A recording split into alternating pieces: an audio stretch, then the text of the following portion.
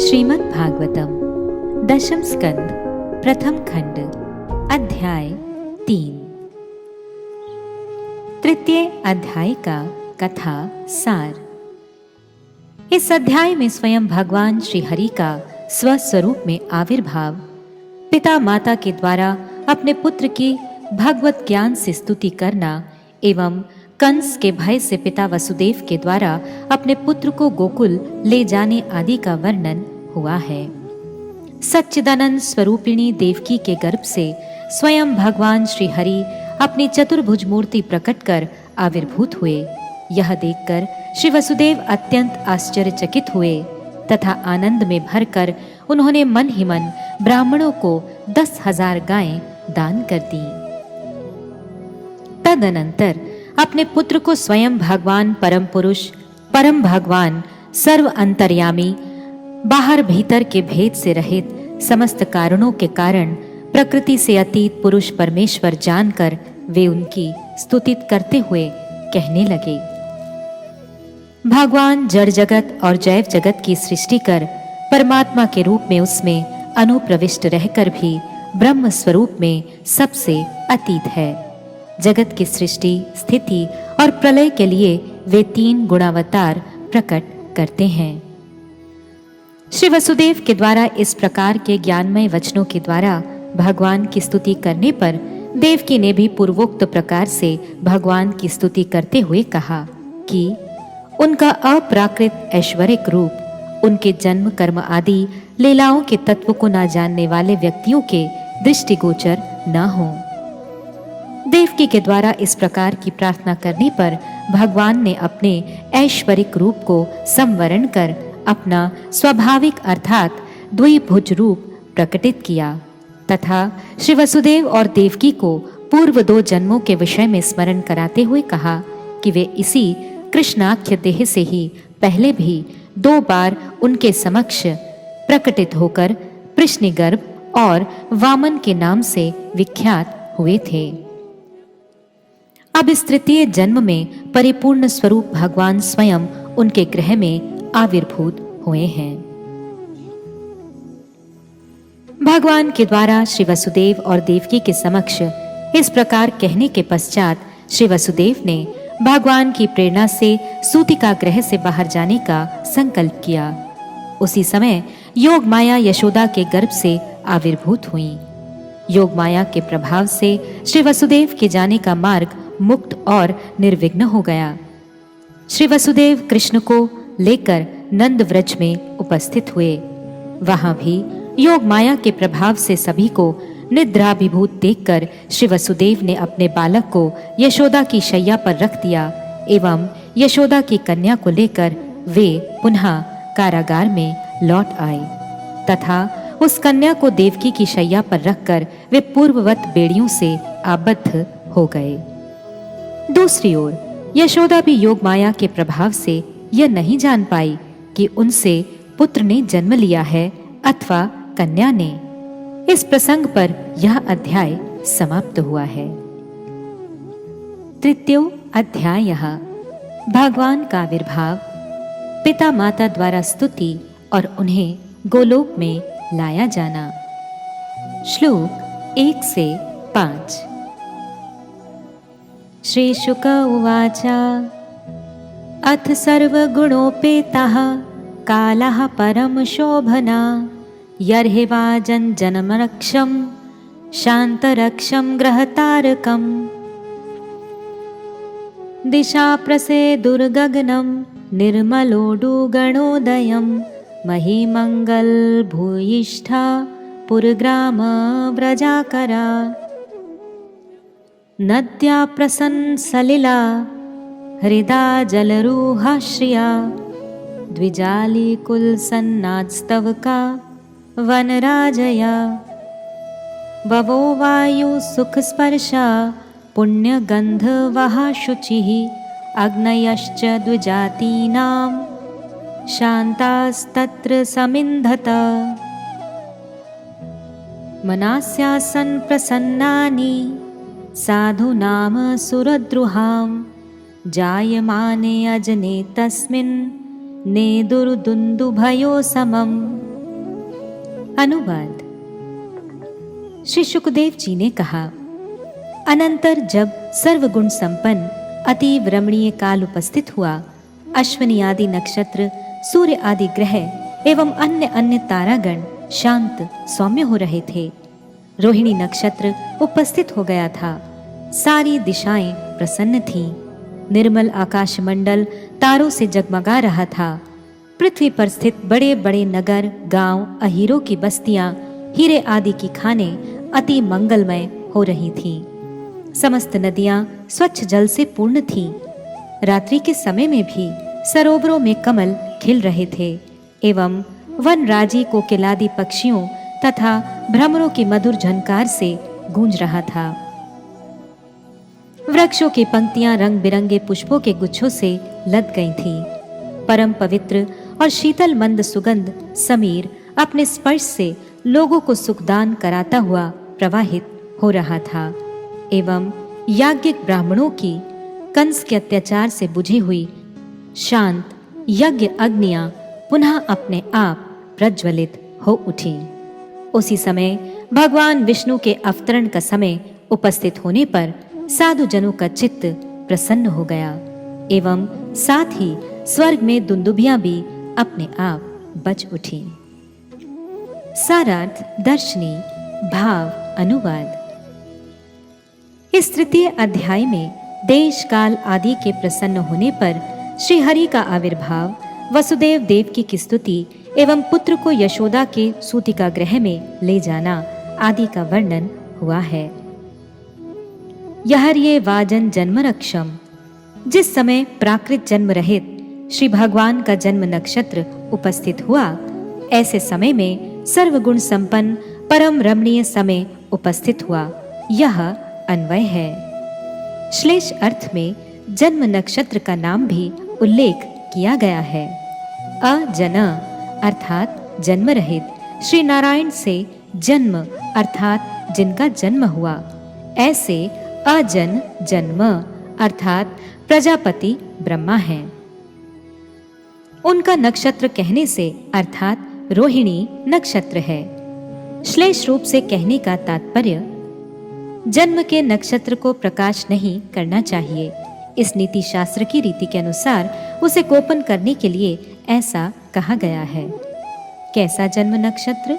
इसके लिए कह रहे हैं शांतरक्षम, ग्रह तारकम, अश्विनी आदि नक्षत्रगण, रवि आदि ग्रहगण एवं दूसरे तारका आदि जिसमें शांत भाव धारण किए हुए हैं। सर्वगुण युक्त कहने का तात्पर्य यह है कि दिशा आदि दिशाएं प्रसन्न हो गईं। इससे वर्षा काल में भी शरद काल के गुणों का वर्णन हुआ है। पृथ्वी, जल, पवन, अग्नि और आकाश सभी तत्व प्रसन्न हो गए। इसमें ऊर्ध्व स्थित महाभूत अर्थात आकाश की प्रसन्नता दिखला रहे हैं। गगनम अर्थात गगन मंडल उज्जवल नक्षत्रों से जगमगाने लगा। नीचे स्थित महाभूत अर्थात पृथ्वी की प्रसन्नता भी दिखा रहे हैं। मही अर्थात पृथ्वी पर गांव, नगर, गोष्ठ और खाने मंगलमय हो गए। मध्य में स्थित तीन महाभूतों अर्थात जल, पवन और अग्नि की प्रसन्नता नद्यः आदि दो श्लोकों में कह रहे हैं। जल रुह श्रिया अर्थात तालाब समूह कमल दलों से सुशोभित हो गया। इससे रात्रि में भी दिन का गुण उक्त हुआ है। द्विज अली कुल सन्नादस्तवकः अर्थात पक्षियों और भ्रमरों के झनकार तथा कूजन से तथा रंग बिरंगे पुष्प गुच्छों से लदे वृक्षों की पंक्तियों से वन श्रेणी शोभा पाने लगी। इससे वर्षा काल में भी वसंत ऋतु का गुण प्रकाश होने लगा। सुख स्पर्शः इससे शीतलता और पुण्य गंध आदि द्वारा सौरभ्य भी प्रकाश होने लगा। अमर कोश में पुण्य शब्द का चारु अर्थात सुंदर अर्थ भी लिखा गया है। शुचि ही अर्थात निर्मल हो गया। इसमें धूल आदि का संबंध न रहने से मानद्य कहा गया है। अर्थात उस समय पवित्र गंधवाही शीतलता गुणयुक्त सुख स्पर्श और धूल आदि से रहित निर्मल वायु भी प्रवाहित होने लगी। शांता अर्थात साग्निक या याज्ञिक ब्राह्मणों की बुझी हुई हवन अग्नि भी अपने आप प्रज्वलित हो उठी। यहाँ निर्वाण प्राय अग्नि भी पूर्ण रूप से दक्षिणावर्त में प्रज्वलित हो उठी। इससे द्वापर युग में भी त्रेता युग के गुण प्रकाश होने लगे। मनांसी अर्थात मन बुद्धि इंद्रियां आदि तत्व समूह भी प्रसन्न हो गए। देवताओं तथा साधुओं के मन प्रफुल्लित हो उठे। असुर द्रुहाम अर्थात असुरों के द्वारा पीड़ित होने से साधुओं का भी मन पहले अप्रसन्न ही था, यह भाव है। अजने अर्थात जन्म रहित भगवान श्री कृष्ण के जायमाने अर्थात आविर्भाव का समय उपस्थित होने पर स्वर्ग में भी अपने आप दुंदुभियां बजने लगी। श्लोक 6 जगो किन्नर गंधर्वास तुष्टवु सिद्धचारणः विद्याधर्यश्च नानृतुर अप्सरोभि समं मुदा। अनुवाद। किन्नर एवं गंधर्वगण आनंद में डूबकर मधुर स्वर से मंगल गान करने लगे। सिद्ध एवं चारणगण स्तव करने लगे एवं विद्याधरियां अप्सराओं के साथ हर्षपूर्वक नृत्य करने लगी। श्लोक 7 एवं 8 मुमुर्चुर मुनयो देवाः सुमनांसि मुदान्विताः मंदम मंदम जलधरा जगर्जुर्नु सागरम निशीथे तम उद्भूते जायमाने जनार्दने देवक्यां देवरूपिण्यां विष्णु सर्वगुहाशयः आविरासीद यथा प्राच्यां दिशि इंदुर इव पुष्कलः। अनुवाद। देवता एवं ऋषि मुनि आनंद में भरकर पुष्प वृष्टि करने लगे। जल से भरे मेघ समुद्र के समीप जाकर मंद मंद गर्जन करने लगे। भाद्र माह की अष्टमी की रात का समय था। जन्म मृत्यु के चक्र से छुड़ाने वाले जनार्दन का आविर्भाव होने वाला था। चारों ओर घोर अंधकार का साम्राज्य था। उस अंधकारमय अर्धरात्रि में श्री जनार्दन के अवतीर्ण होने के लिए उपक्रम करने पर बादल समूह समुद्र का अनुकरण करते हुए मंद मंद रूप से गर्जन करने लगे। उसी समय पूर्व दिशा में उदित 16 कलाओं से पूर्ण चंद्र के समान सभी जीवों के हृदय गुहा में विराजमान श्री कृष्ण सच्चिदानंद स्वरूपिणी देवकी देवी के गर्भ से आविर्भूत हुए। सारार्थ दर्शनी भाव अनुवाद। अनुसागरम अर्थात सागर जैसे गरजता है वैसे ही सागर का अनुकरण कर बादल भी धीरे धीरे गरजने लगे। यदि प्रश्न हो कि पहले जब ऐसे कहा गया है दिशाएं प्रसन्न हो गईं, गगन में निर्मल तारकाएं सुशोभित होने लगी, तब मेघ का गर्जन कैसे हुआ? इसके उत्तर में निशीथे तम उद्भूते आदि पद कह रहे हैं। अर्थात इसका कारण है कि घोर अंधकार के द्वारा समाच्छन्न अर्धरात्रि के समय गगन में मेघखंड का उदय हुआ था। यहाँ भू धातु का प्रयोग प्राप्ति के अर्थ में हुआ है। जनार्दने अर्थात श्री कृष्ण के आविर्भाव के लिए सर्वज्ञ भक्त मुनि और देवताओं के, हे भगवान आप इस समय प्रकट हो ऐसा कहकर प्रार्थना करने पर जायमाने अर्थात आविर्भूत होने के लिए उद्यत श्री भगवान। देवरूपण्याम यहाँ पाठांतर में विष्णु रूपिण्याम भी मिलता है। देवरूपिण्याम अर्थ में विष्णु की भांति सच्चिदानंद घन स्वरूप जिनका है, ऐसी देवकी के गर्भ से भगवान आविर्भूत हुए।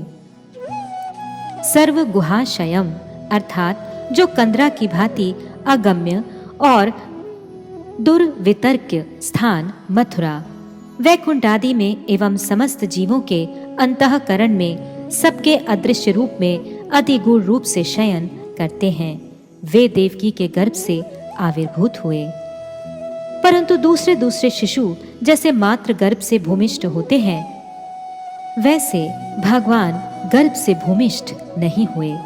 इस विषय में यथा आदि पद के द्वारा उदाहरण भी प्रस्तुत कर रहे हैं। यथा प्राच्याम दिशि, अर्थात जैसे पूर्व दिशा में पूर्ण चंद्र का उदय होता है, वैसे ही भगवान का भी उदय हुआ है। यह दृष्टांत और दाष्टान्तिक दोनों का एक साथ आविर्भाव कहा गया है। उस दिन निशा काल में पूर्व दिशा में अष्टमी का चांद अपुष्ट अर्थात क्षीण होने पर भी मेरे वंश को प्रभु जन्म के द्वारा अलंकृत कर रहे हैं। इस आनंद में भरकर पुष्कलह अर्थात पूर्णिमा का चंद्र जैसे पूर्ण रूप में उदित होता है, वैसे ही देवकी के गर्भ से विष्णु भी सर्वांश कला से परिपूर्ण होकर आविर्भूत हुए, ऐसा अन्वय है। और उनका आविर्भाव कंस आदि असुरों की वंचना के लिए 8वें महीने में ही हुआ, जैसे हरिवंश 49वें अध्याय में वर्णन हुआ है। गर्भकाल के असंपूर्ण अवस्था में 8वें महीने में देवकी और यशोदा दोनों ने एक ही समय संतान प्राप्त की थी। यह विशेषता यह है कि श्री देवकी के गर्भ से चतुर्भुज रूप में श्री विष्णु एवं श्री यशोदा के गर्भ से द्विभुज रूप में स्वयं भगवान श्री कृष्ण आविर्भूत हुए थे। खमानक्य नाम के ज्योतिष ग्रंथ में श्री कृष्ण की जन्मपत्री का उल्लेख इस प्रकार हुआ है। जब चंद्र, मंगल, बुध और शनि उच्च स्थानों में स्थित थे, वृश्ल लग्न, बुधवार, अष्टमी तिथि और रोहिणी नक्षत्र था, तब पद्मलोचन परब्रह्म श्री कृष्ण आविर्भूत हुए इत्यादि। भाव प्रकाशिका वृत्ति। श्री भगवान की अपार करुणा से आज जगत के भाग्य चक्र में एक परम सुंदर परिवर्तन हुआ। असुरों के अत्याचार से निपीड़ित, कामना, वासना, दुख, दरिद्र, दैन्य, अभाव, अभियोग आदि की तीव्र मार से जर्जरित, अभिमान के लीला क्षेत्र, बहिर्मुक्ता और जड़वाद में जकड़े हुए प्रेम रसविहीन जड़ जगत में भगवान ने अपने घनीभूत परम आनंदमय लीला विग्रह को प्रकट करने की इच्छा की। वैवस्वत मन्वंतरीय 28वें चतुर्युग के द्वापर के शेष भाग में भाद्र महीने की कृष्ण पक्ष की अष्टमी तिथि में भगवान श्री कृष्ण ने अपने मधुर लीला के आविर्भाव समय की सीमा का निर्देश करने के लिए काल को अंगीकार किया। काल भी उस समय परम आनंद में मग्न होकर समस्त सद्गुणों से विभूषित होकर श्री गोविंद के आगमन की प्रतीक्षा करने लगा। अत सर्व गुणोपेतः कालः परम शोभनः। श्री सुखदेव जी ने भुवन मंगल श्री गोविंद की जन्मलीला कथा के प्रारंभ में शंख ध्वनि, हुलु ध्वनि एवं हरि ध्वनि की भांति अथ इस मांगलिक ध्वनि का उच्चारण किया। ओंकारश्च नाथ शब्दश्च द्वावैतो ब्रह्मणः पुरा कंठम भित्ता विनिर्यातो तस्मान मांगलिका विभो। अर्थात सृष्टि के प्रारंभ में ओंकार और अथ ये दो शब्द ब्रह्मा के कंठ को भेद कर स्वयं उच्चरित हुए थे, इसलिए ये दो शब्द मंगलप्रद हैं। पृथ्वी में श्री गोविंद की आगमन वार्ता को जानकर काल आज चुन चुनकर अपने समस्त सद्गुणों को एकत्रित कर सुशोभित हुआ है। वसंत का मलय पवन, कोकिलों का कूजन, भौरों का गुंजन, आम्र, मुकुल, अशोक, चंपक का दिल भरा हास्य, वर्षा का कदम अनिल, शरद की स्वच्छता, हेमंत की मालती, शिशिर के कुंद कुसुम, दिन की नलिनी अर्थात कमल, निशीत की कुमुदिनी, पूर्वहन की देव पूजा, कर्म प्रवृत्ति, मध्याह्न की आत्मीय जनों के साथ भोजन की तृप्ति, अपराह्न की विश्राम सुख, सायाह्न की आनंद उत्सव, निशीथ का शांत भाव, रात्रि शेष का जागरण, सतयुग की तपस्या, त्रेता का यज्ञ, द्वापर की परिचर्या, कलिका हरि संकीर्तन आदि काल के भंडार में जितने भी सद्गुण थे उन सबको अपने अंगों में धारण कर काल सर्वांग सुंदर रूप में प्रकाशित हुआ। सूर्य आदि नवग्रह, अश्विनी, भरणी आदि 27 नक्षत्र उग्र, शांत, वक्र, उच्च, नीच आदि अनेकों प्रकार से अवस्थित होकर काल का साथ देते रहते हैं। इसलिए इन्हें काल का सहचर कहा जाता है। कर्म फल के अनुसार काल जैसे सुख दुख आदि भोग कराने को प्रवृत्त होता है, वैसे ही ये ग्रह नक्षत्र आदि कभी उग्र, कभी शांत, कभी वक्र रूप से रहकर काल का साथ देते रहते हैं। इसलिए गोविंद की आगमन वार्ता जानकर काल सर्व सद्गुणों से परिमंडित हुआ है। यह देखकर ग्रह नक्षत्रों ने भी अपनी अपनी उग्रता आदि को छोड़कर शांत भाव धारण किया। कोई वक्र गति में, कोई अतिचार, कोई महातिचार गति में अपने अपने उच्च स्थान में अवस्थित होकर श्री गोविंद के आगमन का अभिनंदन करने लगे एवं श्री गोविंद की लीला के लिए अनुकूल बनने लगे। यहर्व्याजन जन्मरक्षम शांतरक्षम ग्रह तारकम, अर्थात श्री गोविंद के जन्म समय में रोहिणी नक्षत्र उपस्थित हुआ। अश्विनी आदि 27 नक्षत्रों में रोहिणी नक्षत्र ही धन्य है, क्योंकि भगवान ने उसी को जन्म नक्षत्र के रूप में अंगीकार किया। रोहिणी नक्षत्र के अधिष्ठाता प्रजापति भी धन्य है। उनका अधिष्ठित रोहिणी नक्षत्र भी श्री कृष्ण का जन्म नक्षत्र है। 2 पक्षों में से कृष्ण पक्ष को, तिथियों में अष्टमी को एवं वार में भी बुधवार को ऐसा सौभाग्य प्राप्त हुआ है। श्री कृष्ण के जन्म के विषय में परम सौभाग्यशाली नक्षत्र को श्री सुखदेव जी ने अति गुप्त रूप में प्रकाशित किया है। इसलिए अजन जन्मक्षम इस गुप्त अर्थ के द्वारा रोहिणी नक्षत्र का नाम प्रकाश किया है। जिनका प्राकृत जीव की भांति जन्म नहीं होता है वे अजन अर्थात श्री भगवान हैं। उनके नाभि कमल से जिनका जन्म हुआ है वे अजन जन्मा अर्थात ब्रह्मा जी हैं। वे जिस नक्षत्र के अधिष्ठाता हैं वह रोहिणी नक्षत्र है।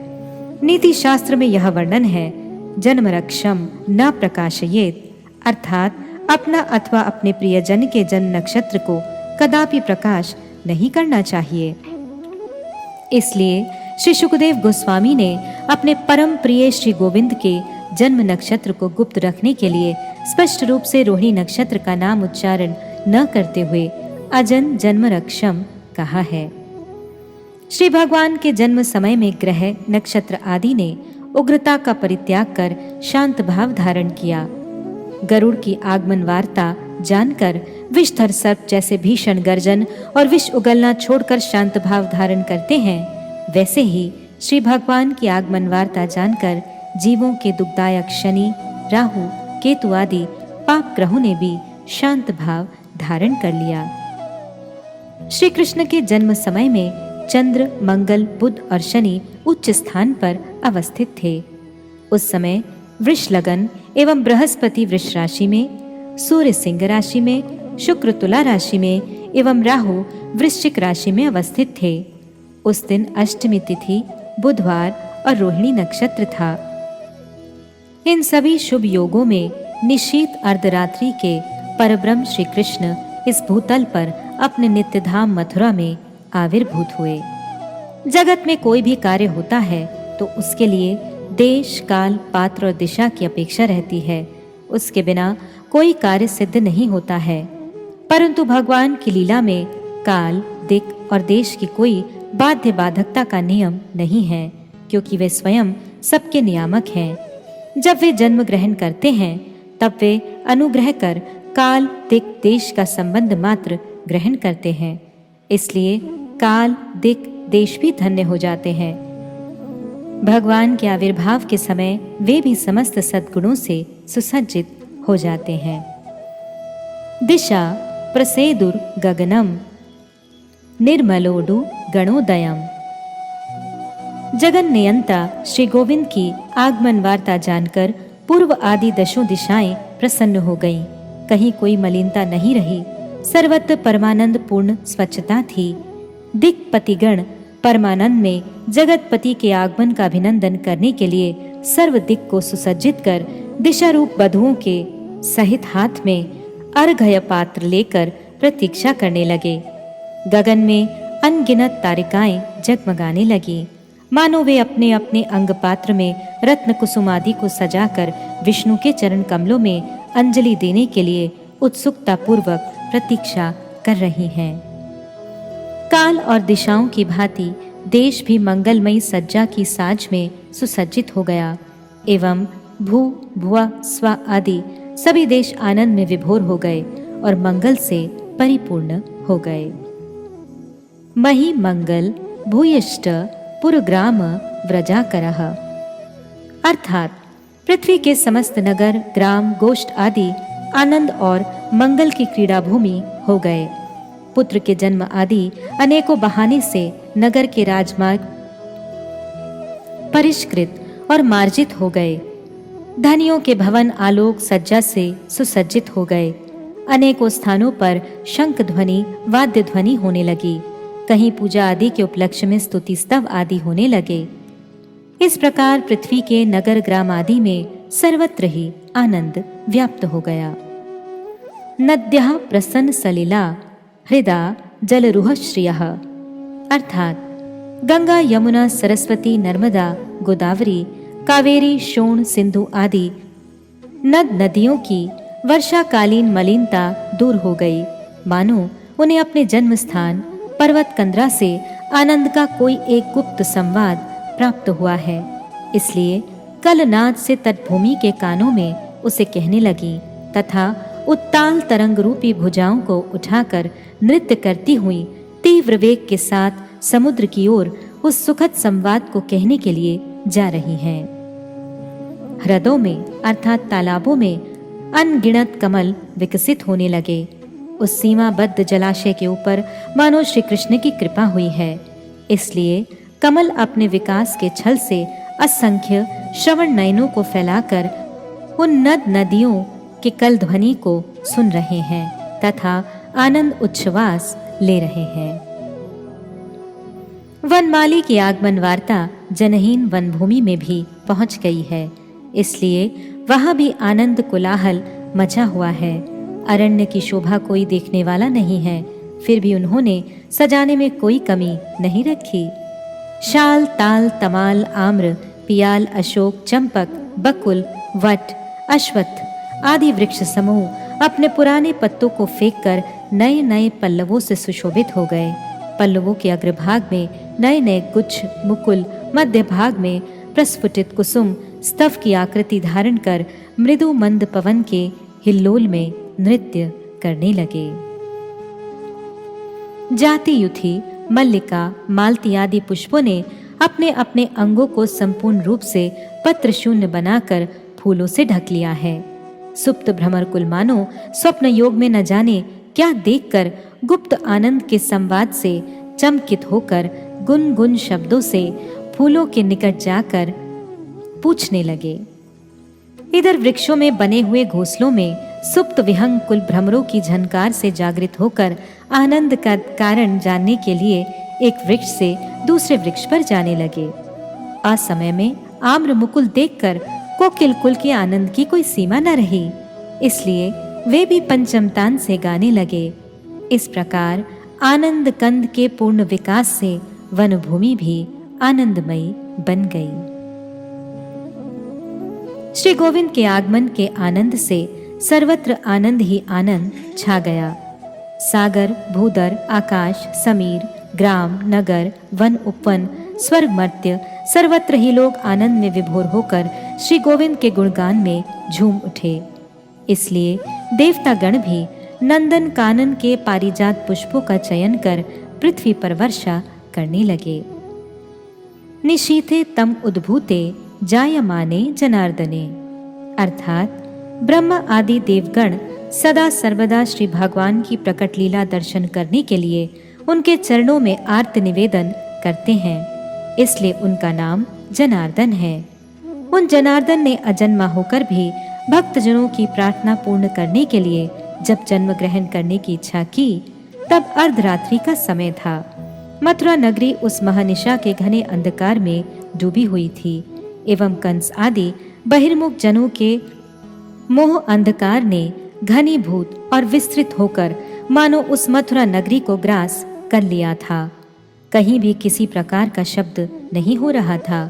राजमार्ग पे स्थान स्थान पर निद्रा में अचेत होकर प्रहरी वृंद सब के सब अपने अपने वीरत्व के गर्व का विसर्जन देकर धूल में धूसरित होकर पड़े हुए थे। कंस कारागार के लौह किवाड़ भी दृढ़ से दृढ़तर रूप में आबद्ध होकर मानो यही कह रहे हैं कि यहाँ किसी को भी प्रवेश का अधिकार नहीं है। कारागार के पहरेदार अपने आप कर्तव्य को भूलकर निद्रा में अचेत होकर द्वार प्रांत में ही सो गए। केवल मात्र कारागार में श्रृंखलाबद्ध वसुदेव जी और देवकी जागृत हैं। उनके मुख में कोई वाणी नहीं, हृदय में कोई स्पंदन तथा शरीर में कोई चंचलता नहीं है। किसी एक अपूर्व भाव आवेश में विभोर होकर वे उस अंधेरी रात में चुपचाप बैठे हुए हैं। उनके प्रेम श्रृंखल में अज्ञात जगत के कोई बंध गए हैं। उनके स्पर्श सुख ने दूर से विद्युत शक्ति की भांति संचरित होकर उन्हें स्तब्ध कर दिया है। भाद्र महीने की कृष्ण पक्ष की अष्टमी तिथि के घने तिमिरांछन निस्तब्ध अर्धरात्रि में माया में मत्त बहिर्मुख कंस आदि असुरों को निद्रा में अचेत, भक्तों को परमानंद में जागृत एवं आकाश पवन समुद्र पर्वत अरण्य आदि को परमानंद में विभोर देखकर ब्रह्मा आदि देवतागण भगवान से प्रार्थना करने लगे। ऐसे भाद्र कृष्णाष्टमी की अर्धरात्रि में उपयुक्त समय जानकर श्री भगवान ने भी विलंब नहीं किया। वे वसुदेव देवकी की वासना को पूर्ण करने के लिए कंस के कारागार में अवतीर्ण हुए। पूर्व दिशा में जैसे पूर्ण चंद्र का प्रकाश होता है, वैसे ही देव रूपिणी देवकी के गर्भ से सर्वगुहाशय सर्वव्यापी श्री गोविंद आविर्भूत हुए। जो जगत को कृतार्थ करने के लिए जगत में अवतरित हुए हैं, उनके चरणों में शरणागत होकर देवक्याम देवरूपण्याम श्लोक को देखने से समझा जाता है कि श्री भगवान देव की नंदन होकर भी स्वप्रकाश पूर्ण एवं सर्वव्यापी हैं। इसमें वैष्णव तोषणीकार ने देवरूपण्याम शब्द का अर्थ इस प्रकार किया है। देवस्य श्री भगवतो रूपमिवा रूपम सच्चिदानंद विग्रह तद्वत्यामिति तद्वदा आविर्भावे अपि न कश्चिदोषः। अर्थात नाना प्रकार के विचित्र लीलामय श्री भगवान का नाम देव है। उनका रूप अर्थात श्री मूर्ति सच्चिदानंदमय है। यह ईश्वरः परमा कृष्णा सच्चिदानंद विग्रह। श्री ब्रह्म संहिता 1 अर्थात परम ईश्वर श्री कृष्ण का श्री विग्रह सच्चिदानंद है आदि श्लोकों से स्पष्ट समझा जाता है। देव अर्थात भगवान के रूप की भांति जिसका रूप है उसका नाम देव रूप है। ऐसा देव रूप जिसका है उसका नाम देवरूपिणी। इससे स्पष्ट होता है कि देवकी का देह भी हमारे जैसा प्राकृत नहीं है, वह भी सच्चिदानंदमय है। अतएव श्री देवकी से श्री भगवान का प्रकाश होने के कारण भगवान की स्वाप्रकाशता की हानि नहीं होती। श्री भगवान सच्चिदानंद घन विग्रह हैं, उनका प्रकाश सच्चिदानंद से ही होता है, अतएव वे स्वप्रकाश हैं। श्री जीव गोस्वामी पाद ने अपने क्रम संदर्भ की टीका में कहा है, देवो वसुदेवस्य तद्रूपण्या शुद्ध सत्व वृत्ति रूपायामी इत्यर्थः। अर्थात देव शब्द के द्वारा वसुदेव जी को ही समझा जाता है। सत्वम विशुद्धम वसुदेव शब्दितम। श्रीमद्भागवत 4:3-23। अर्थात विशुद्ध सत्व का नाम वसुदेव है एवं विशुद्ध सत्व श्री भगवान की स्वप्रकाशिका शक्ति का नामांतर है। तमेव भान्तम अनुभाति सर्वम तस्य भासा सर्वम इदम विभाति। श्वेताश्वतर उपनिषद 6:14। इस श्रुति वाक्य से जाना जाता है कि श्री गोविंद की अंग ज्योति से ही चंद्र सूर्य आदि सभी ज्योतिष्मान हैं एवं उनकी अंग छटा से संपूर्ण विश्व प्रकाशित होता है। श्री भगवान का कोई प्रकाशक नहीं है, वे स्वयं ही प्रकाश होते हैं, इसलिए वे स्वप्रकाश हैं। जिस शक्ति से भगवान स्वप्रकाश हैं, उस शक्ति का नाम स्वप्रकाशिका शक्ति या विशुद्ध सत्व है। माता पिता अपने गर्भ स्थित पुत्र को जगत में प्रकाश करते हैं, इसलिए वे पुत्र के प्रकाशक हैं। श्री भगवान के पिता माता रूप में जो श्री भगवान को जगत में प्रकाश करते हैं, वे भी श्री भगवान के प्रकाशक हैं। भगवान स्वप्रकाश हैं, अतएव उनकी स्वप्रकाशिका शक्ति ही भगवान के पिता माता रूप में श्री भगवान को प्रकाश करती है। यही शास्त्र सिद्धांत है। श्री भगवान देवरूपिणी देवकी के गर्भ से आविर्भूत हुए। इससे स्पष्ट होता है कि देवकी का देह सत्व, रजा, तमो गुणमयी प्रकृति का परिणाम नहीं है। वे स्वप्रकाशिका शक्ति अर्थात विशुद्ध सत्व की घनीभूत मूर्ति है। प्राकृत जीव का देह मातृ गर्भ से जन्म ग्रहण करता है एवं मातृभुक्त अन्नपान आदि रस से पुष्ट होकर यथा समय में मातृ गर्भ से भूमिष्ठ होता है। परंतु श्री भगवान का देह सच्चिदानंदमय और नित्य है। उनका मातृ गर्भ से जन्म नहीं होता है। श्री भगवान ही जगत के पिता और जन्मदाता हैं। उनसे ही अनंत कोटि ब्रह्मांडों का जन्म होता है। उनका कोई जन्मदाता नहीं है। जो श्री भगवान को पुत्र रूप में प्यार करते हैं, ऐसे वात्सल्य प्रेमवान भक्तों को श्री भगवान माता पिता के रूप में अंगीकार कर उनके पुत्र रूप में अवतीर्ण होते हैं। श्री भगवान कंस के कारागार में वसुदेव देवकी के निकट पुत्र रूप में आविर्भूत हुए। यथार्थ रूप में वे देवकी के गर्भ से जन्म ग्रहण कर भूमिष्ठ नहीं हुए। इसलिए मूल श्लोक में श्री सुखदेव जी ने देवक्याम देवरूपिण्याम इस भाषा में श्री भगवान के आविर्भाव का वर्णन किया है। यहाँ देवक्याम पद का अर्थ देवकी के सामने है। श्री भगवान देवकी के गर्भ से जन्म ग्रहण कर भूमिष्ठ हुए। यदि इस प्रकार सुखदेव जी का वक्तव्य होता, तब वे देवक्याम देवरूपण्याम कहकर वर्णन नहीं करते। जिनका अगाध वात्सल्य प्रेम होता है, वही भगवान की जननी बन सकती है। भगवान भी उनके उस वात्सल्य प्रेम में अपने को पुत्र रूप में जानते हैं और वैसे ही उनके सामने आते हैं। वे स्वयं पुत्र बनकर उस वात्सल्य प्रेम का आस्वादन करते हैं। जिनका वात्सल्य प्रेम ऐश्वर्य ज्ञान मिश्रित है, उन्हें समय समय पर पुत्र में भगवत्ता की स्फूर्ति होने पर उनका वात्सल्य भाव स्थायी नहीं होता है, परंतु शुद्ध वात्सल्य में श्री भगवान का ऐश्वर्य सब समय के लिए अंतर्हित रहता है। श्री देवकी और वसुदेव जी का वात्सल्य प्रेम ऐश्वर्य मिश्रित है, इसलिए वे समय समय पर पुत्र को भगवान मानने लगते हैं। वे भगवत भाव से पुत्र की स्तुति और पुत्र भाव से लालन पालन दोनों ही करते हैं। शुद्ध वात्सल्य का स्थान वृंदावन है। वह वृंदावन लीला में व्यक्त होगा।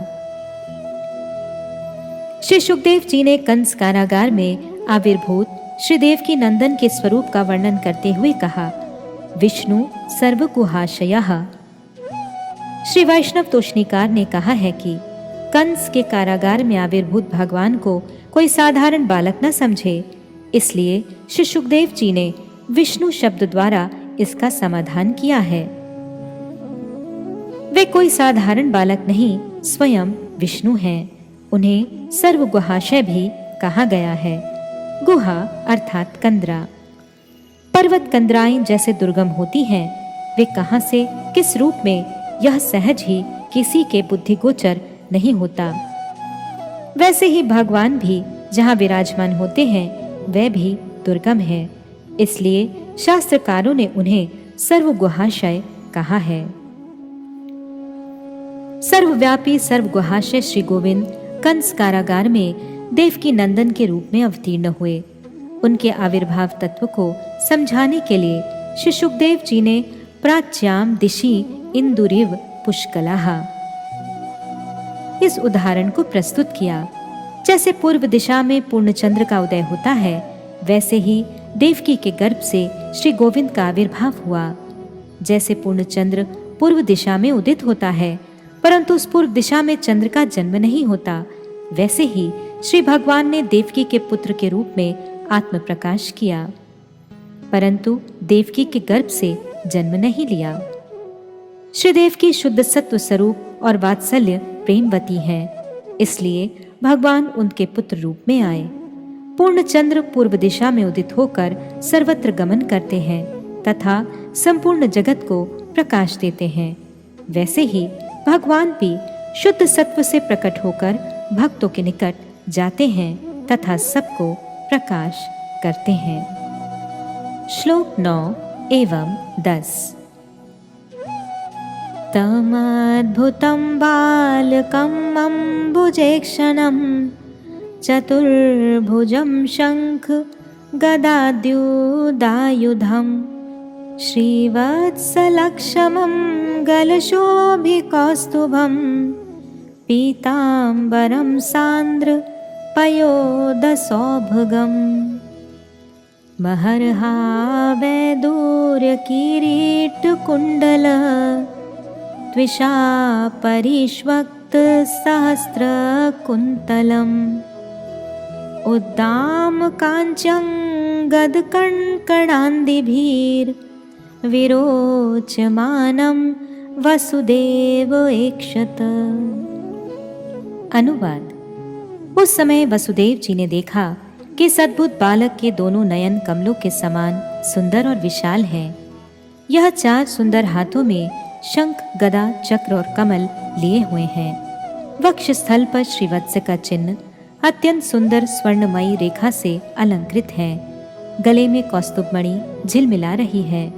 नवीन जलधर के समान परम सुंदर श्यामल शरीर पर मनोहर पीताम्बर फहर रहा है। महामूल्यवान वैदूर्य मणि से शोभित मुकुट और कुंडल युगल की छटा से इसके सुंदर सुंदर घुंघराले बाल सूर्य की किरणों के समान चमक रहे हैं। चमचमाती करधनी, बाजूबंद एवं कंगन आदि अलंकारों से यह सुशोभित हो रहा है। इस प्रकार वे इस विचित्र नवजात शिशु के आपाद मस्तक का निरीक्षण करने लगे। सारार्थ दर्शनी भाव अनुवाद। तम अद्भुतम अर्थात वसुदेव जी ने उस अपूर्व मूर्तिधारी अद्भुत बालक के रूप में दिखने वाले श्री भगवान का दर्शन किया। इस प्रकार दूसरे श्लोक के साथ अन्वय है। उसकी विचित्रता को कई विशेषणों से दिखाया गया है। अद्भुत होने का कारण उनका स्वरूप अम्बुजेक्षणम आदि विशेषण समूह है। अम्बुजेक्षणम अर्थात उसके नेत्र युगल नील कमल के समान है। महामूल्यवान परम उत्कृष्ट नील और पीत छवि विशिष्ट वैदूर्य मणि से निर्मित किरीट अर्थात त्रिकोण पत्रावली रूप मुकुट, किरीट और कुंडल की कांति द्वारा उसके अपरिमित कुटिल कुंतल अर्थात घुंघराले केश सुशोभित हो रहे हैं। भाव प्रकाशिका वृत्ति। उस समय श्री वसुदेव जी उन ब्रह्मांड पालक भगवान को पुत्र के रूप में देखकर परम आश्चर्य से उसका अपाद मस्तक अर्थात पैर से सिर तक निरीक्षण करने लगे। उन्होंने देखा देव के गर्भजात पुत्र के नेत्र प्रस्फुटित कमल की भांति हैं। उनके 4 हाथ हैं जिनमें शंख, चक्र, गदा और पद्म विराजमान हैं। वे इस प्रकार सुसज्जित हैं कि मानो अभी अभी युद्ध के लिए तैयार खड़े हों। वसुदेव जी ने मन ही मन विचार किया कि जिन्हें ध्यान योग में दर्शन करने का प्रयास करके भी मैं दर्शन नहीं कर पाता हूँ, वही प्रभु आज हमारे सामने अपने आनंद घन स्वरूप मूर्ति में विराजमान हैं। वे एक एक कर उनके अंगों का निरीक्षण करने लगे। वक्ष और कंठ की ओर देखा तो पाया कि उनके वक्ष स्थल में दक्षिणावर्त स्वर्णवर्ण रोमावली अर्थात श्रीवत्स चिन्ह एवं कंठ देश में सम उज्ज्वल दिव्य पद्यरागमणि अर्थात कौस्तुभमणि विराजित है। तब वे आश्चर्यचकित होकर विचार करने लगे, ये तो भगवान के अतिरिक्त दूसरे किसी में संभव नहीं है। अब वसुदेव जी के मन में कोई संशय नहीं रहा। वे प्रेम आवेश में बालक के एक एक अंग की ओर दृष्टिपात करने लगे। भगवान के चिन्हों को देखकर वे परम आनंद में आत्मविस्मृत और चमत्कृत हो उठे। वसुदेव जी ने देखा, देवकी नंदन के अंग की छटा बादलों की शोभा को भी पराभूत करने वाली थी। उनकी कमर में बहराता पीतांबर ऐसा प्रतीत हो रहा था मानो वह स्थिर सौदामिनी हो।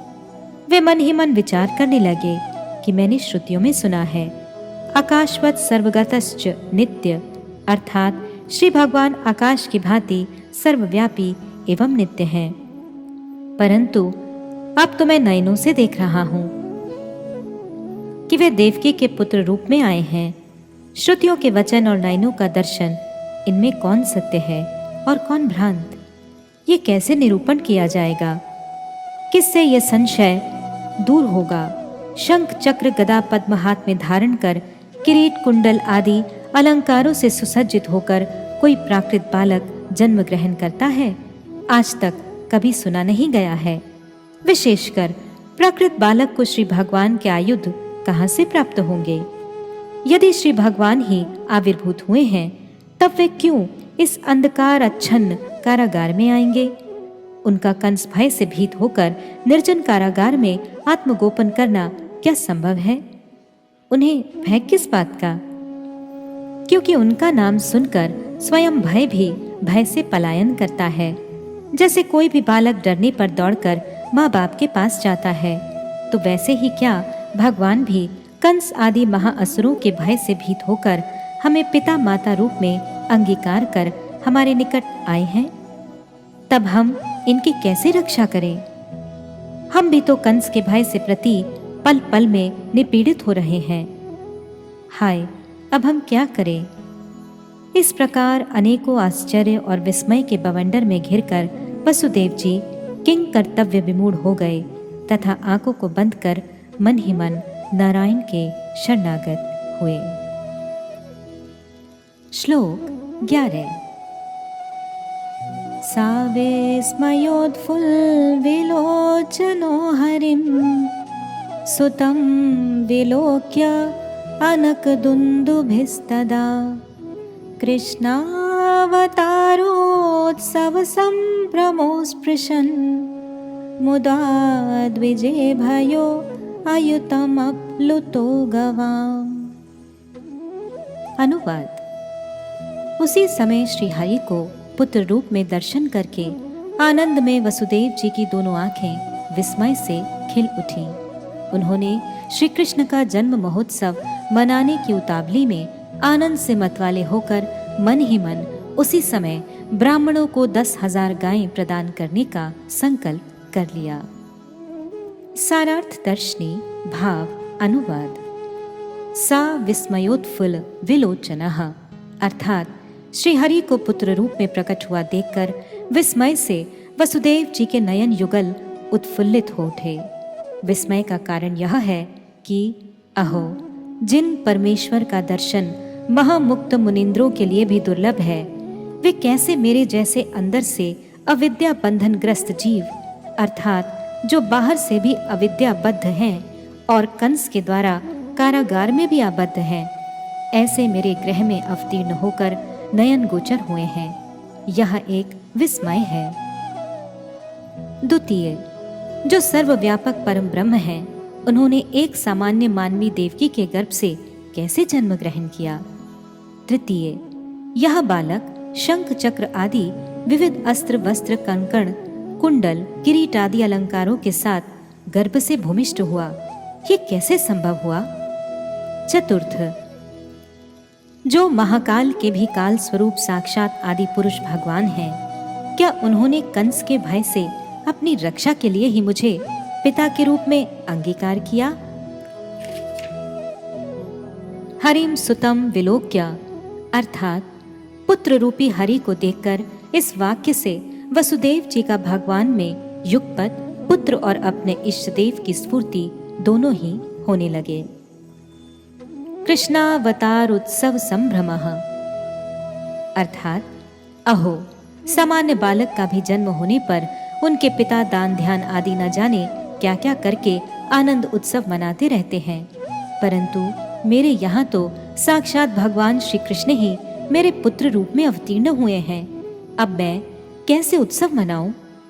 ऐसा सोचकर संभ्रम भाव से युक्त वसुदेव जी मुदा आप्लुतः आनंद सिंधु में निमज्जित हो गए। अस्पृशत अर्थात मन ही मन उन्होंने ब्राह्मणों के लिए बछड़ों सहित 10,000 गायें दान कर दी। अस्पृशत शब्द से दान, वितरण, स्पर्शन, प्रतिपादन आदि अर्थ अभिधान से प्रकाश होते हैं। इसलिए यहाँ अभिधान के अनुसार स्पृश धातु का दान के अर्थ में प्रयोग हुआ है, ऐसा जानना होगा। श्लोक 12 है। अथैनमोस्ताद् अवधार्य पुरुषं परं नतांग कृतधी कृतांजलिः स्वरोचिषा भारत सूतिकाग्रहम् विरोचयन्तं गतभि प्रभाववित। अनुवाद। हे भरत कुल नंदन, तदनंतर यह बालक परम पुरुष नारायण है। इस प्रकार निश्चय करके भगवत प्रभाव को जानने वाले वसुदेव जी बिल्कुल निर्भय हो गए एवं सिर झुकाकर हाथ जोड़कर शुद्ध बुद्धि के साथ अपनी कांति द्वारा सूतिका ग्रह को जगमगाने वाले उस बालक की स्तुति करने लगे। सारार्थ दर्शनी भाव अनुवाद। कृत धी अर्थात वसुदेव जी का उस बालक रूपी भगवान में युगपत ऐश्वर्य और वात्सल्य बुद्धि का उदय हुआ। गत भी प्रभाववित अर्थात हाय कंस सहसा आकर इस बालक को मार डालेगा। इस प्रकार पुत्र बुद्धि के कारण पहले भय का जो उदय हुआ, परंतु ऐश्वर्य भाव की स्फूर्ति होने पर उनके प्रभाव के ज्ञान से उनका वह भय भी दूर हो गया। यह अर्थ है। भाव प्रकाशिका वृत्ति। देवकी नंदन का आपाद मस्तक निरीक्षण करते करते आश्चर्य से वसुदेव जी के नेत्र खुले के खुले रह गए, मानो वसुदेव के नेत्र इस अद्भुत आश्चर्य का दर्शन कर किसी भी प्रकार से विश्वास नहीं कर पा रहे हैं। इसलिए वे श्रुतियों से पूछने लगे, क्या ये संभव है? उन्होंने बहुत से वेदांत की बातें सुनी हैं, परंतु श्रुति में क्या ऐसा भी उल्लेख है? सर्व कारण कारण श्री गोविंद क्या किसी के पुत्र बनते हैं? वे तो जगत के पिता हैं। अनंत कोटि विश्व ब्रह्मांड उन्हीं से ही प्रकट होता है। वसुदेव जी संपूर्ण रूप से विस्मय सागर में डूब गए और मन ही मन विचार करने लगे, कैसा आश्चर्य है! कितने कितने योगेंद्र मुनीन्द्र गण संसार मुक्त होकर भी श्री गोविंद को खोज नहीं पाते। कितनी तीव्र साधनाएं भी जिन्हें पकड़ नहीं पाती। ऐसे अज भव वंदित चरण श्री गोविंद बिना साधन के ही मेरे जैसे बद्ध जीव के सामने उपस्थित हुए हैं। एक तो मैं अनादि अविद्या के बंधन में फंसा हुआ हूँ, उसमें भी लौ श्रृंखलाओं में आबद्ध हूँ, फिर कंस के कारागार में पड़ा हुआ हूँ। ऐसी स्थिति में जो मुक्त पुरुषों के लिए भी परम दुर्लभ वस्तु है, ऐसे प्रभु मेरे जैसे अति तुच्छ बद्ध अतिबद्ध जीव के लिए सुलभ हुए हैं। इससे बढ़कर क्या आश्चर्य हो सकता है? क्षण भर बाद फिर उन्होंने देवकी नंदन की ओर जैसे ही देखा, वैसे ही युगपत श्री भगवान के स्वरूप ऐश्वर्य ज्ञान और वात्सल्य प्रेम ने आकर उनके हृदय पर अधिकार कर लिया।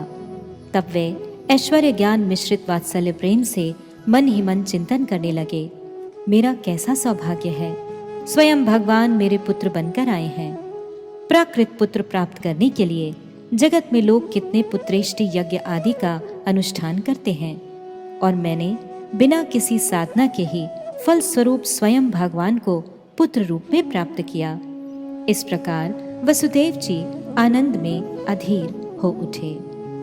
वे मन ही मन चिंतन करने लगे कि साधारण बालक के जन्म में दूसरे व्यक्ति कितना आनंद उत्सव मनाते हैं और दान करते हैं, परंतु भगवान के अवतीर्ण होने पर मैं अब क्या करूं?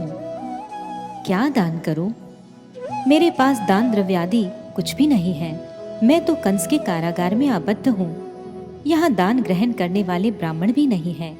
दान और ग्रहीता दोनों का ही अभाव है।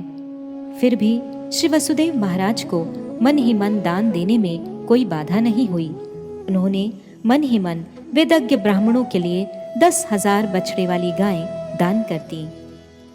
इधर पुत्र प्राप्ति रूप आनंद सिंधु में निमज्जित होकर स्नान कार्य भी पूरा हो गया एवं उसी आनंद ने ही उन्हें बाह्य जगत से मानस जगत में ले जाकर दान कार्य पूर्ण करा दिया। श्रीमद् भागवतम दशम स्कंद 45वें अध्याय में देखा जाता है वसुदेव जी का यह मानस दान कंसवत के पश्चात ब्राह्मणों के हस्तगत हुआ था। श्री कृष्ण की अंग छटा से सूती का ग्रह अर्थात कंस कारागार जगमगाने लगा। यह देखकर वसुदेव जी ने निश्चय किया कि यही परम पुरुष भगवान श्री गोविंद हैं, यही सबके मूल और सर्वेश्वर हैं। भगवान का ऐसा स्वरूप ऐश्वर्य स्फूर्ति होने पर वसुदेव जी का सारा भय दूर हो गया। तब वे मन ही मन विचार करने लगे कि तुझ कंस मेरा क्या कर लेगा। आज करोड़ों करोड़ों भय उपस्थित होने पर भी इस पुत्र रूपी भगवान के चरणाश्रय से मैं उनका दमन करूंगा।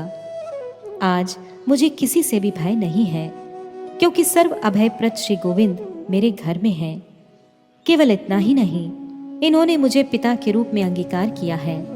इस प्रकार श्री कृष्ण का स्वरूप ऐश्वर्य स्फूर्ति होने पर वसुदेव जी श्री कृष्ण के चरणों में साष्टांग प्रणाम कर हाथ जोड़कर उनका स्तव करने लगे। श्लोक 13 है। श्री वसुदेव उवाच विदितो असि भवान् साक्षात् पुरुषः प्रकृतेः परः केवलानुभवानंद स्वरूपः सर्वबुद्धिदृक्। अनुवाद।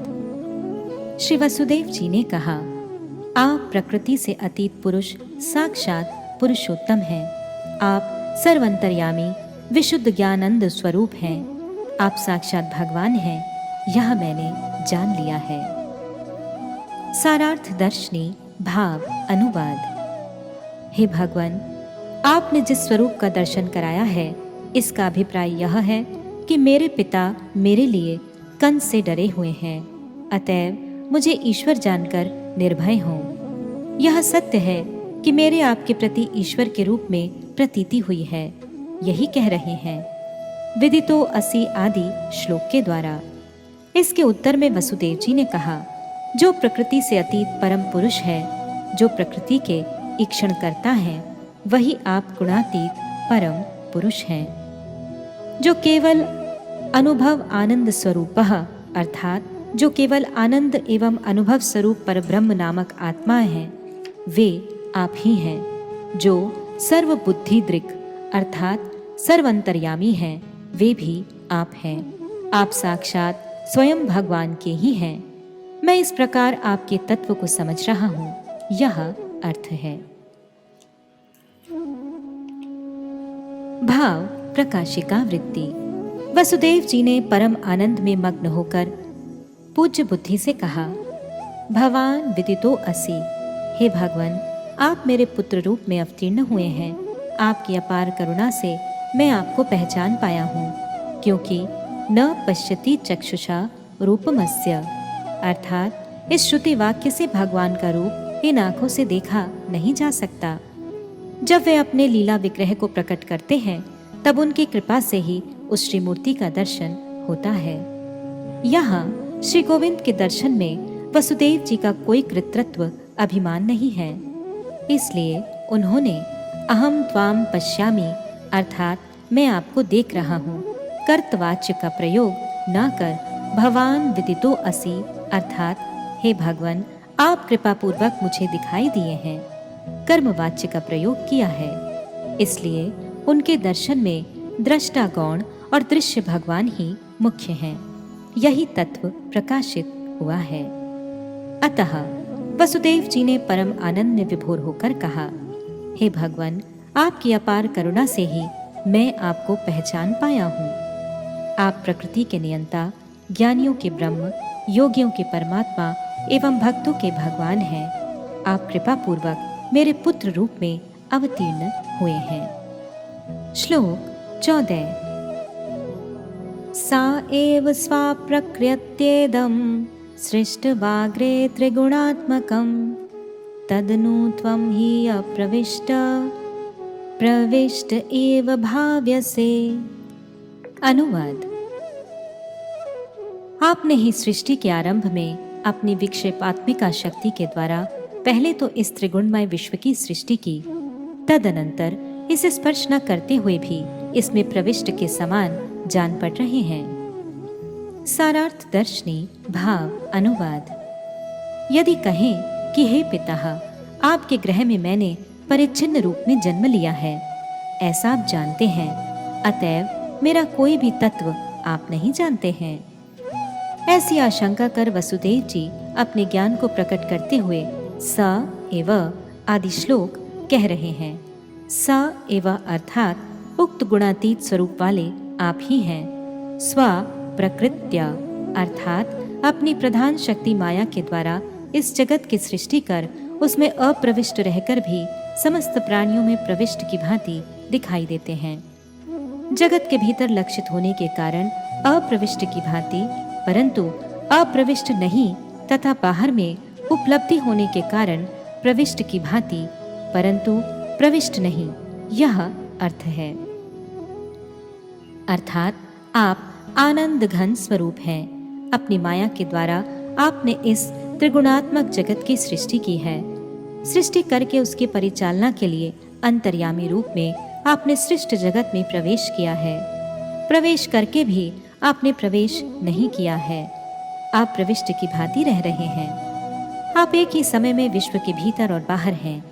आप सर्वमय होकर भी मेरे सामने सूतिका ग्रह में विराजमान हैं। इस प्रकार सर्वत्र वर्तमान होकर भी आप मेरे ग्रह में प्रविष्ट की भांति प्रतीत हो रहे हैं, परंतु प्रविष्ट नहीं हैं। आप सदा सर्वदा वर्तमान हैं, अतः जन्म ग्रहण की भांति लीला करने पर भी आपने जन्म ग्रहण नहीं किया। ऐसे सर्वव्यापक आपका कंस कोई भी अनिष्ट नहीं कर सकता है, मैं जानता हूं। यह भाव है।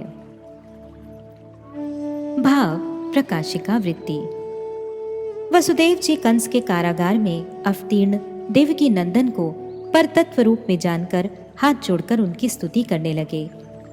इसमें ऐसा देखा जाता है कि वसुदेव जी मानो भ्रम में फंस गए हैं, क्योंकि भगवान सर्वव्यापी हैं। क्या उनकी देवकी के गर्भ में प्रवेश करना संभव है?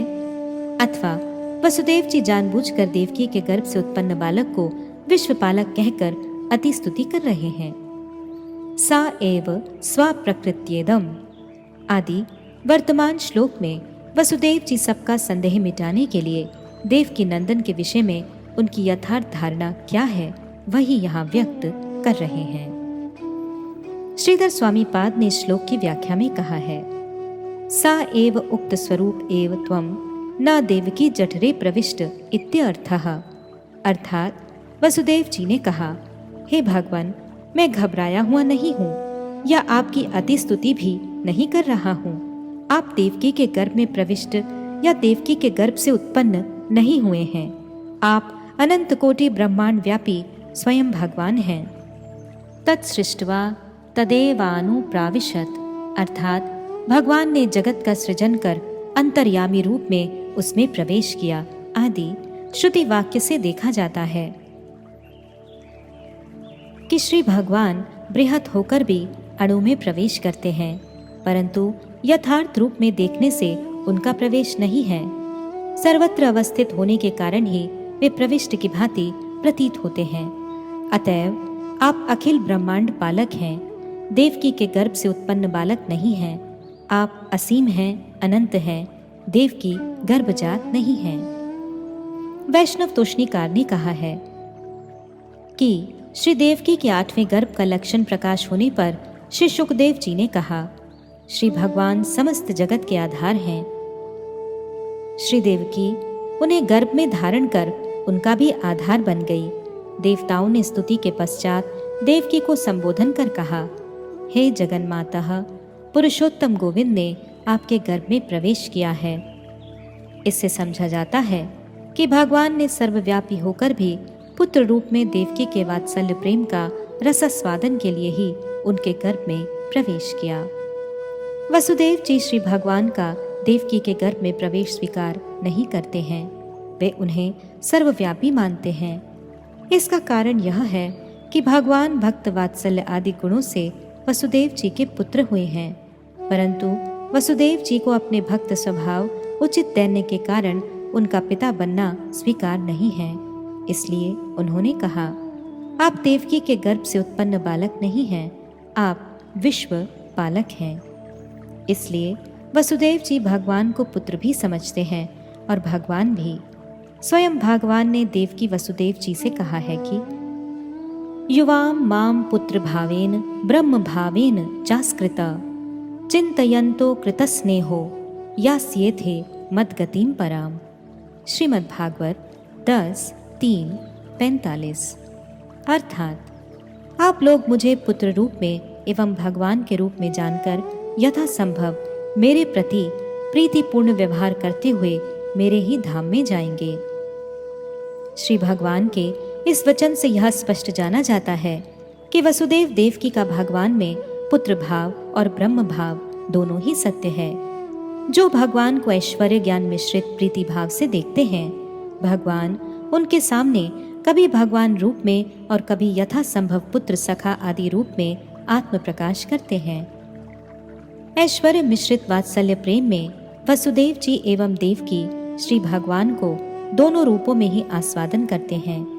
इस प्रकार उक्त श्लोक में वसुदेव जी ने जैसी प्रार्थना की है, ब्रह्मांड जड़ पदार्थ है, अतएव उसका श्री गोविंद के चरणों में प्रीति संभव नहीं है, परंतु वे ब्रह्मांड सृष्टि करता है एवं ब्रह्मांड के भीतर उनका प्रवेश होता है।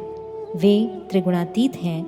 उनका त्रिगुणात्मक ब्रह्मांड में प्रवेश होने पर भी उसके साथ उनका कोई संबंध नहीं रहता है एवं वे निर्लेप रूप में ही विराजमान रहते हैं। अतएव वे ब्रह्मांड में प्रवेश करके भी अप्रविष्ट हैं। परंतु देवकी वात्सल्य प्रेमवती एवं शुद्ध सत्वमयी है। उनके गर्भ में प्रवेश कर भगवान का निर्लेप रूप में रहना संभव नहीं है। इसलिए देवकी का वात्सल्य प्रेम रस आस्वादन के लिए वे देवकी नंदन के रूप में अवतीर्ण होते हैं और सर्वव्यापी होकर भी भक्त वात्सल्य प्रेम का आस्वादन करने के लिए अपने अचिंत शक्ति के प्रभाव से अपने स्वरूप को प्रकाश करते हैं। श्लोक 15, 16 एवं 17। यथेमे विकृता भावास तथा ते विकृते सह नानावीर्यः पृथक् भूता विराजं जनयन्ति हि सन्निपत्य समुत्पाद्य दृश्यन्ते अनुगता इव प्रागेव विद्यमानत्वान् न तेषामिह सम्भवः एवं भवान् बुद्धयनुमेयलक्षणैर्ग्राह्यैर्गुणैः सन्नपि तद्गुणाग्रहः अनावृतात्वाद् बहिरन्तरं न ते सर्वस्य सर्वात् मनात्मवस्तुनः। अनुवाद। ये सब महत्तत्व आदि अविकृत पदार्थ जिस प्रकार विभिन्न गुणों से युक्त एवं पृथक पृथक होकर भी चैतन्य की प्रेरणा द्वारा विकृत अर्थात इंद्र आदि 16 पदार्थों के साथ मिलित होकर ब्रह्मांड की सृष्टि करते हैं एवं सृष्टि के पश्चात उसमें प्रविष्ट से जान पड़ते हैं, परंतु ब्रह्मांड सृष्टि के पूर्व कारण रूप में विद्यमान रहने के कारण ब्रह्मांड की सृष्टि के बाद इनका प्रवेश संभवपर नहीं है।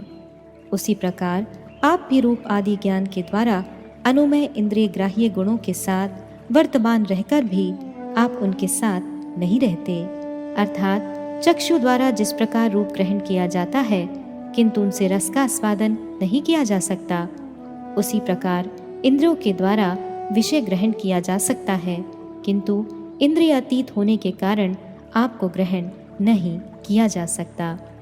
आप सभी लोगों के आत्मस्वरूप परमार्थभूत आत्मा है, अर्थात व्यापक वस्तु है, इसलिए अपरिच्छिन्न है। अतः बाहर भीतर शून्य आपका गर्भ आदि में प्रवेश असंभव है। सारार्थ दर्शनी भाव अनुवाद। इस विषय में उदाहरण जैसे ये अविकारी महत्तत्व आदि ब्रह्मांड में प्रविष्ट होकर भी प्रविष्ट नहीं हैं, वैसे ही आप भी जन्मे हुए की तरह प्रतीत होने पर भी जन्म नहीं लेते हैं। उदाहरण के द्वारा समझाते हैं। महत्तत्व, अहंकार तत्व और पंच तन्मात्र ये सभी अविकारी तत्व हैं। पंच महाभूत और 11 इंद्रियां ये 16 पदार्थ विकारी हैं। ये सभी महत्तत्व आदि अविकारी पदार्थ नाना वीर्यः अर्थात भिन्न भिन्न गुणों वाले एवं पृथक भूतः अर्थात पृथक होकर भी चैतन्य की प्रेरणा के द्वारा विकारी 16 पदार्थों के साथ मिलित होकर ब्रह्मांड की सृष्टि करते हैं एवं सृष्टि के पश्चात उनमें प्रविष्ट की भांति दृष्ट होते हैं, परंतु प्रविष्ट नहीं हैं, क्योंकि वे सृष्टि के पूर्व ही कारण रूप में विद्यमान रहते हैं। अतएव सृष्टि के पश्चात उनमें उनका प्रवेश संभव पर नहीं है। इसके अतिरिक्त भी ये सभी पदार्थ अपने गुणों के द्वारा लिप्त हो जाते हैं, परंतु आप कारण रूप में प्रविष्ट होकर भी निर्लेप रहते हैं, यही कह रहे हैं। एवं भवान आदि श्लोक के द्वारा इस प्रकार आप अपनी प्रकृति के द्वारा सृष्ट जगत में प्रवेश करके भी बुद्धिय अनुमेय लक्षण है। बुद्धि के द्वारा जिनके स्वरूप का अनुमान किया जाता है, उन रूप आदि विषयों के साथ स्वप्रकाश तत्व, अखंड ज्ञान तत्व और आनंद आदि अपने गुणों के द्वारा आप सदा विराजमान होने पर भी तद गुणाग्रह आप उस प्रकृति के गुणों के द्वारा इंद्रिय ग्राह्य नहीं होते हैं, क्योंकि प्रकृति के गुण बंधनकारी और दुखदायी हैं। हे भगवान, एकमात्र आनंदमय होने के कारण आप इस प्रकृति के गुणों को स्वीकार नहीं करते हैं, क्योंकि आप अनावृत हैं। जो व्यक्ति प्रकृति के गुणों के द्वारा आच्छादित होता है, वही व्यक्ति उन गुणों को ग्रहण करता है और उन्हीं में लिप्त होता है। जैसे जीव यह भाव है। अनावृत होने के कारण आपके बाहर और भीतर में कोई भेद नहीं है, इसलिए प्रकृति के गुण भी आप में नहीं हैं। जैसे जीव का बाहर में शब्द और स्पर्श एवं भीतर में शोक और मोह आदि होता है, यह भाव है, वैसा भगवान का नहीं है। सर्व आत्मनः सर्व अंतर्यामी रूप में प्रविष्ट होकर भी आप सर्व आत्मा, व्यापक और परमार्थ वस्तु हैं, इसलिए आपका कोई आवरण नहीं है। केवल आपका ही नहीं, बल्कि आपके सभी पदार्थ संपूर्ण लीला विलास, धाम और भक्त आदि का बाहर और भीतर कोई भेद नहीं रहने के कारण बंधनकारी प्रकृति के गुण उन्हें लिप्त नहीं कर पाते हैं, यही अर्थ है। भाव प्रकाशिका वृत्ति। श्री भगवान सर्वव्यापी सर्व कारणों के कारण हैं। उनका किसी स्थान में प्रवेश नहीं होता है, परंतु तत्सृष्ट्वा तदेवानु प्राविशत आदि श्रुति वाक्य में देखा जाता है कि भगवान विश्व की सृष्टि कर उसमें प्रवेश करते हैं, परंतु यथार्थ रूप में सर्वव्यापी होने के कारण उनका प्रवेश नहीं होता है। स्थूल दृष्टि में देखने पर लगता है कि उन्होंने प्रवेश किया है। वैसे ही भगवान देवकी नंदन के रूप में अवतीर्ण हुए। यह देखकर ऐसा प्रतीत होता है कि उन्होंने देवकी के गर्भ में प्रवेश किया है, परंतु यथार्थतः उनका प्रवेश नहीं हुआ है, क्योंकि वे सर्वव्यापी सर्व कारणों के भी कारण हैं। फिर भी देवकी गर्भ में प्रवेश करते हुए उन्हें देखा जा रहा है। इसे इन श्लोकों में दृष्टांत द्वारा सुदृढ़ कर रहे हैं। इसलिए इन 2 श्लोकों का तात्पर्य यह है कि जगत सृष्टि से पहले भगवान के सत्व, रज, तमो गुणमयी प्रकृति के प्रति ईक्षण करने पर प्रकृति से महत तत्व, उससे अहंकार तत्व, उसमें पंच तन्मात्रा, इस प्रकार क्रमशः सृष्टि हुई है। महत तत्व, अहंकार तत्व, पंच तन्मात्र, पृथ्वी आदि पंचभूतों का सूक्ष्मांश परस्पर पृथक शक्ति एवं पृथक गुण संपन्न है। इनके परस्पर मिलन के बिना कुछ भी सिद्ध नहीं है। तैल, बत्ती और अग्नि ये तीनों परस्पर पृथक गुण और शक्ति संपन्न हैं। फिर भी इन तीनों के मिलन से जैसे दीप जलता है, वैसे ही महत तत्व, अहंकार तत्व, पंच तन्मात्रा आदि पृथक पृथक गुण संपन्न वस्तुएं भी भगवान की इच्छा से एकत्र मिलित होकर ही ब्रह्मांड रूप में परिणित होती हैं। महत तत्व, अहंकार तत्व, पंच तन्मात्रा आदि के जिस प्रकार परस्पर मिलित होकर ब्रह्मांड रूप में परिणित होने पर भी वे ब्रह्मांड में प्रविष्ट नहीं हैं, क्योंकि ब्रह्मांड के कारण स्वरूप होने के कारण वे सृष्टि से पहले से ही हैं। उसी प्रकार सर्व कारण कारण श्री भगवान भी सबके पहले से ही अवस्थित हैं। इसलिए श्री देवकी के गर्भ में प्रविष्ट की भांति दिखाई देने पर भी उनका उसमें प्रविष्ट होना संभव नहीं है। वैष्णव तोषनिकार आदि वैष्णव आचार्यों के मत से श्री भगवान का धाम, पार्षद, लीला, श्री विग्रह आदि सभी सच्चिदानंदमय है एवं भगवान अपनी अचिंत्य शक्ति के प्रभाव से सर्वव्यापी होकर भी देवकी के गर्भ में प्रवेश करते हैं और देवकी के गर्भ में प्रवेश करने से या मथुरा, वृंदावन आदि धामों में विचरण करने से उनके सर्वव्यापकत्व की हानि नहीं होती है। वसुदेव देवकी आदि पार्षद एवं मथुरा, वृंदावन आदि धाम उन्हीं के स्वरूप हैं। वे ब्रह्मांड की भांति सत्व, रज, तमोगुण के विकार नहीं हैं।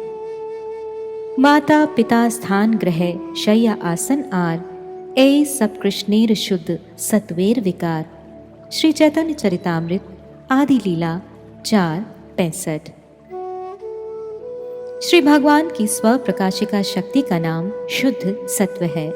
श्री भगवान की इच्छा से उनके शुद्ध सत्व से पिता, माता, धाम आदि का प्रकाश होता है एवं वे लीलामय रूप में आत्म प्रकाश करते हैं। त्रिगुणमय माया शक्ति जड़ है। श्री भगवान की इच्छा से उस माया शक्ति के द्वारा ब्रह्मांड का सृजन होता है, परंतु शुद्ध सत्व आदि उनकी चित शक्ति है।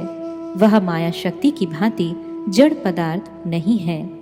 अतएव माया शक्ति के साथ या माया शक्ति के विकार ब्रह्मांड के साथ श्री भगवान का जैसा संबंध है, चित शक्ति और चित शक्ति के विकार धाम, पार्षद आदि के साथ भगवान का वैसा संबंध नहीं है। माया शक्ति के विकार ब्रह्मांड में या ब्रह्मांड का विकार जीव देह में श्री भगवान का प्रवेश संभव नहीं है, परंतु चित शक्ति के विकार मथुरा, वृंदावन आदि धामों में या देवकी आदि वात्सल्य प्रेमवान पार्षदों शरीर में प्रवेश करना भगवान के लिए कोई असंभव कार्य नहीं है। वैष्णव आचार्यों के विचार से सा एव स्वप्रकृत्य इदम 14वें श्लोक का तात्पर्य यह है कि श्री भगवान ने सर्वव्यापी होकर भी भक्त वात्सल्य गुण से वात्सल्य प्रेमवती देवकी के गर्भ में प्रवेश किया है। इसमें उनकी स्वप्रकाशिता या सर्वव्यापकत्व की हानि नहीं होती है, क्योंकि वे अचिंत शक्ति के प्रभाव से सर्वव्यापी होकर भी सूक्ष्माकार धारण कर सकते हैं। अतएव यथेम एव विकृतः भावा आदि 2 श्लोकों में यह प्रतिपादन हुआ है कि भगवान ने भक्त वात्सल्य गुण के द्वारा अपनी शुद्ध सत्व मूर्ति से देवकी के गर्भ में प्रवेश किया है, परंतु इस रूप में ब्रह्मांड में प्रवेश करना संभव नहीं है। महत तत्व आदि कारण समूह जैसे ब्रह्मांड में प्रवेश नहीं कर सकते हैं, वैसे ही सर्व कारण कारण बाहर भीतर शून्य श्री गोविंद का ब्रह्मांड में प्रवेश करना संभव नहीं है। परंतु मथुरा, वृंदावन आदि धाम एवं वसुदेव देवकी आदि पार्षद श्री भगवान के स्वरूप हैं। वे ब्रह्मांड की भांति सृष्ट वस्तु नहीं हैं। अतएव भगवान का वहां प्रवेश और विचरण करना कुछ भी असंभव नहीं है। अब प्रश्न होता है कि भगवान यदि कारण रूप में सभी वस्तुओं में हैं, तब जगत के किसी भी वस्तु का दर्शन करने से उनका भी दर्शन होना चाहिए एवं जगत की किसी भी वस्तु किसी भी स्थान में प्रवेश करने पर उसके साथ भगवान का भी प्रवेश माना जाएगा। अतएव देवकी के गर्भ में प्रविष्ट बालक यदि भगवान न भी हो तो भी भगवान के सर्वत्र विराजमान होने से बालक देह के साथ उनका भी देवकी के गर्भ में प्रवेश एवं गर्भ से बाहर आना भी हो सकता है। इस संदेह को दूर करने के लिए वसुदेव जी ने कहा, बुद्ध अनुमेय लक्षणैर ग्राह्येण गुणः सन्नपि तद गुणाग्रह, अर्थात आँख, कान आदि इंद्रियों के द्वारा प्राकृत वस्तु के रूप, रस आदि विषय ग्रहण किए जा सकते हैं, किंतु इसका ये अर्थ नहीं है कि भगवान भी वैसे ग्रहण किए जा सकते हैं। भगवान के सर्वत्र अवस्थित रहने पर भी उनका अनुभव नहीं होता है, अर्थात श्री भगवान इंद्रिय ग्राह्य विषयों में अवस्थित हैं, किंतु इसका ये अर्थ नहीं है कि इंद्रियां द्वारा उनकी सत्ता का अनुभव किया जा सकता है। श्री भगवान सर्व कारण स्वरूप में सर्वत्र अवस्थित हैं, किंतु आँख आदि इंद्रियां उन्हें ग्रहण नहीं कर सकती। श्री भगवान का कहीं पर भी प्रवेश करना संभव नहीं है। इस सिद्धांत के प्रतिपादन के लिए श्री वसुदेव महाराज ने कहा, अनावृत्तत्वाद बहिरंतरम न ते, अर्थात हे भगवान, आप अनावृत अर्थात अपरिच्छिन्न हैं, अतएव आपका भीतर और बाहर नहीं है। श्री भगवान सर्वव्यापी हैं, वे सब वस्तुओं की अपेक्षा बृहत है, उनसे बढ़कर और कोई बृहत नहीं है, अतएव उनका किसी स्थान में प्रवेश या किसी स्थान से बाहर आना किसी भी प्रकार से संभव पर नहीं है।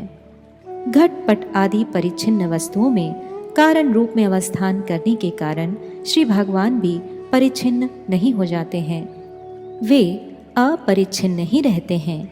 इसलिए घटपट आदि परिच्छिन्न वस्तुओं के कहीं पर प्रवेश करने मात्र से उसके साथ भगवान का भी प्रवेश सिद्ध नहीं हो जाता है। श्री भगवान सर्वस्वरूप हैं, उनसे भिन्न अन्य किसी वस्तु की पृथक सत्ता नहीं है। इसलिए कौन सी वस्तु द्वारा उनका आवरण हो सकता है, क्योंकि पृथक वस्तु से ही आवरण हो सकता है, अपने से अपना आवरण नहीं हुआ करता। श्री भगवान ने जगत की सृष्टि करने के बाद उसमें अंतर्यामी रूप में प्रवेश किया। इस श्रुति वाक्य का तात्पर्य यह है कि वे जगत के भीतर और बाहर सर्वत्र ही अवस्थित हैं। इसलिए जगत के भीतर स्थित अंश को प्रविष्ट अंश के रूप में कहा जा सकता है। इसलिए श्री भगवान का किसी भी स्थान में प्रवेश नहीं है, क्योंकि वे अनावृत सच्चिदानंद स्वरूप परमार्थ वस्तु हैं। श्रील श्रीधर स्वामी पाद ने इस श्लोक की जो व्याख्या की है, उसमें कुछ कुछ विवर्तवाद का आभास पाया जा सकता है। यह विवर्तवाद वैष्णव तोषणीकार के अनुसार असम्मत होने पर भी उन्होंने श्रीधर स्वामी पाद की व्याख्या की अमर्यादा नहीं की है, बल्कि उनकी व्याख्या के मर्म के अनुसार इस श्लोक के भावार्थ को स्पष्ट किया है। अपने सर्वस्वरूप सर्वात्मा सर्वव्यापी और परमार्थ वस्तु होकर भी हमारे पुत्र रूप में जो आत्म प्रकाश किया है, यह आपकी कृपा के अतिरिक्त और कुछ नहीं है। यही श्रीधर स्वामी पाद की व्याख्या का भावार्थ है। श्री वैष्णव तोषणीकार इतने में ही चुप नहीं हो गए, बल्कि प्रकारांतर में इस श्लोक का अर्थ स्वाद करके उन्होंने श्री भगवान की प्रेम वश्यता गुण को भी इंगित किया है। प्रकारांतर से इस श्लोक का अर्थ करने से जाना जा सकता है कि वसुदेव महाराज ने श्री भगवान की प्रेम वश्यता गुण का वर्णन किया है। प्रकारांतर से श्लोक का अर्थ इस प्रकार है, हे भगवान, आप सर्वव्यापी होकर भी भक्त वात्सल्य गुण के कारण वात्सल्य प्रेमवती के गर्भ में प्रवेश करते हैं आदि शास्त्र वचनों से एवं सुदृढ़ विश्वास से आपकी प्रेम वश्यता आदि गुणों का परिचय मिलता है। आप भक्त वात्सल्य और प्रेम वश्यता आदि अनंत कल्याणमय गुणों से परिपूर्ण होकर भी उन गुणों का आस्वादन करने का आग्रह छोड़ नहीं सकते हैं। इसलिए प्रेमी भक्तों के प्रेम के वशीभूत होकर प्रेम वश्यता के कारण भक्तों को प्यार देकर अपने भक्त वात्सल्य आदि गुणों का आस्वादन करते हैं। आप सर्वस्वरूप सर्वमय सर्वव्यापी एवं सर्वविध पुरुषार्थ के शिरोमणि हैं। आपके स्वरूप तत्व का चिंतन करने पर आप अपरिच्छिन्न स्वरूप हैं, यह समझने में कोई कठिनाई नहीं होती। परंतु आप प्रेम वश्यता हेतु अपरिच्छिन्न होकर भी परिच्छिन्न की भांति देवकी के गर्भ में प्रवेश करते हैं। संसार की कोई भी बृहद वस्तु शूद्र वस्तु के अंदर प्रवेश नहीं कर सकती। परंतु आपकी अचिंत महाशक्ति के प्रभाव से सब कुछ संभव हो सकता है। आप अनंत करोड़ ब्रह्मांडों को आवरण कर सकते हैं तथा आवश्यकता होने पर अत्यंत क्षुद्र कीटाणु के अंदर प्रवेश कर उससे आच्छादित होकर भी रह सकते हैं। आपकी महिमा अपार अचिंत है। आप हमारे पुत्र रूप में अवतीर्ण हुए हैं। यही आपके भक्त वात्सल्य का परिचय है। आपकी अपार करुणा से हम आपको पुत्र रूप में प्राप्त किए हैं।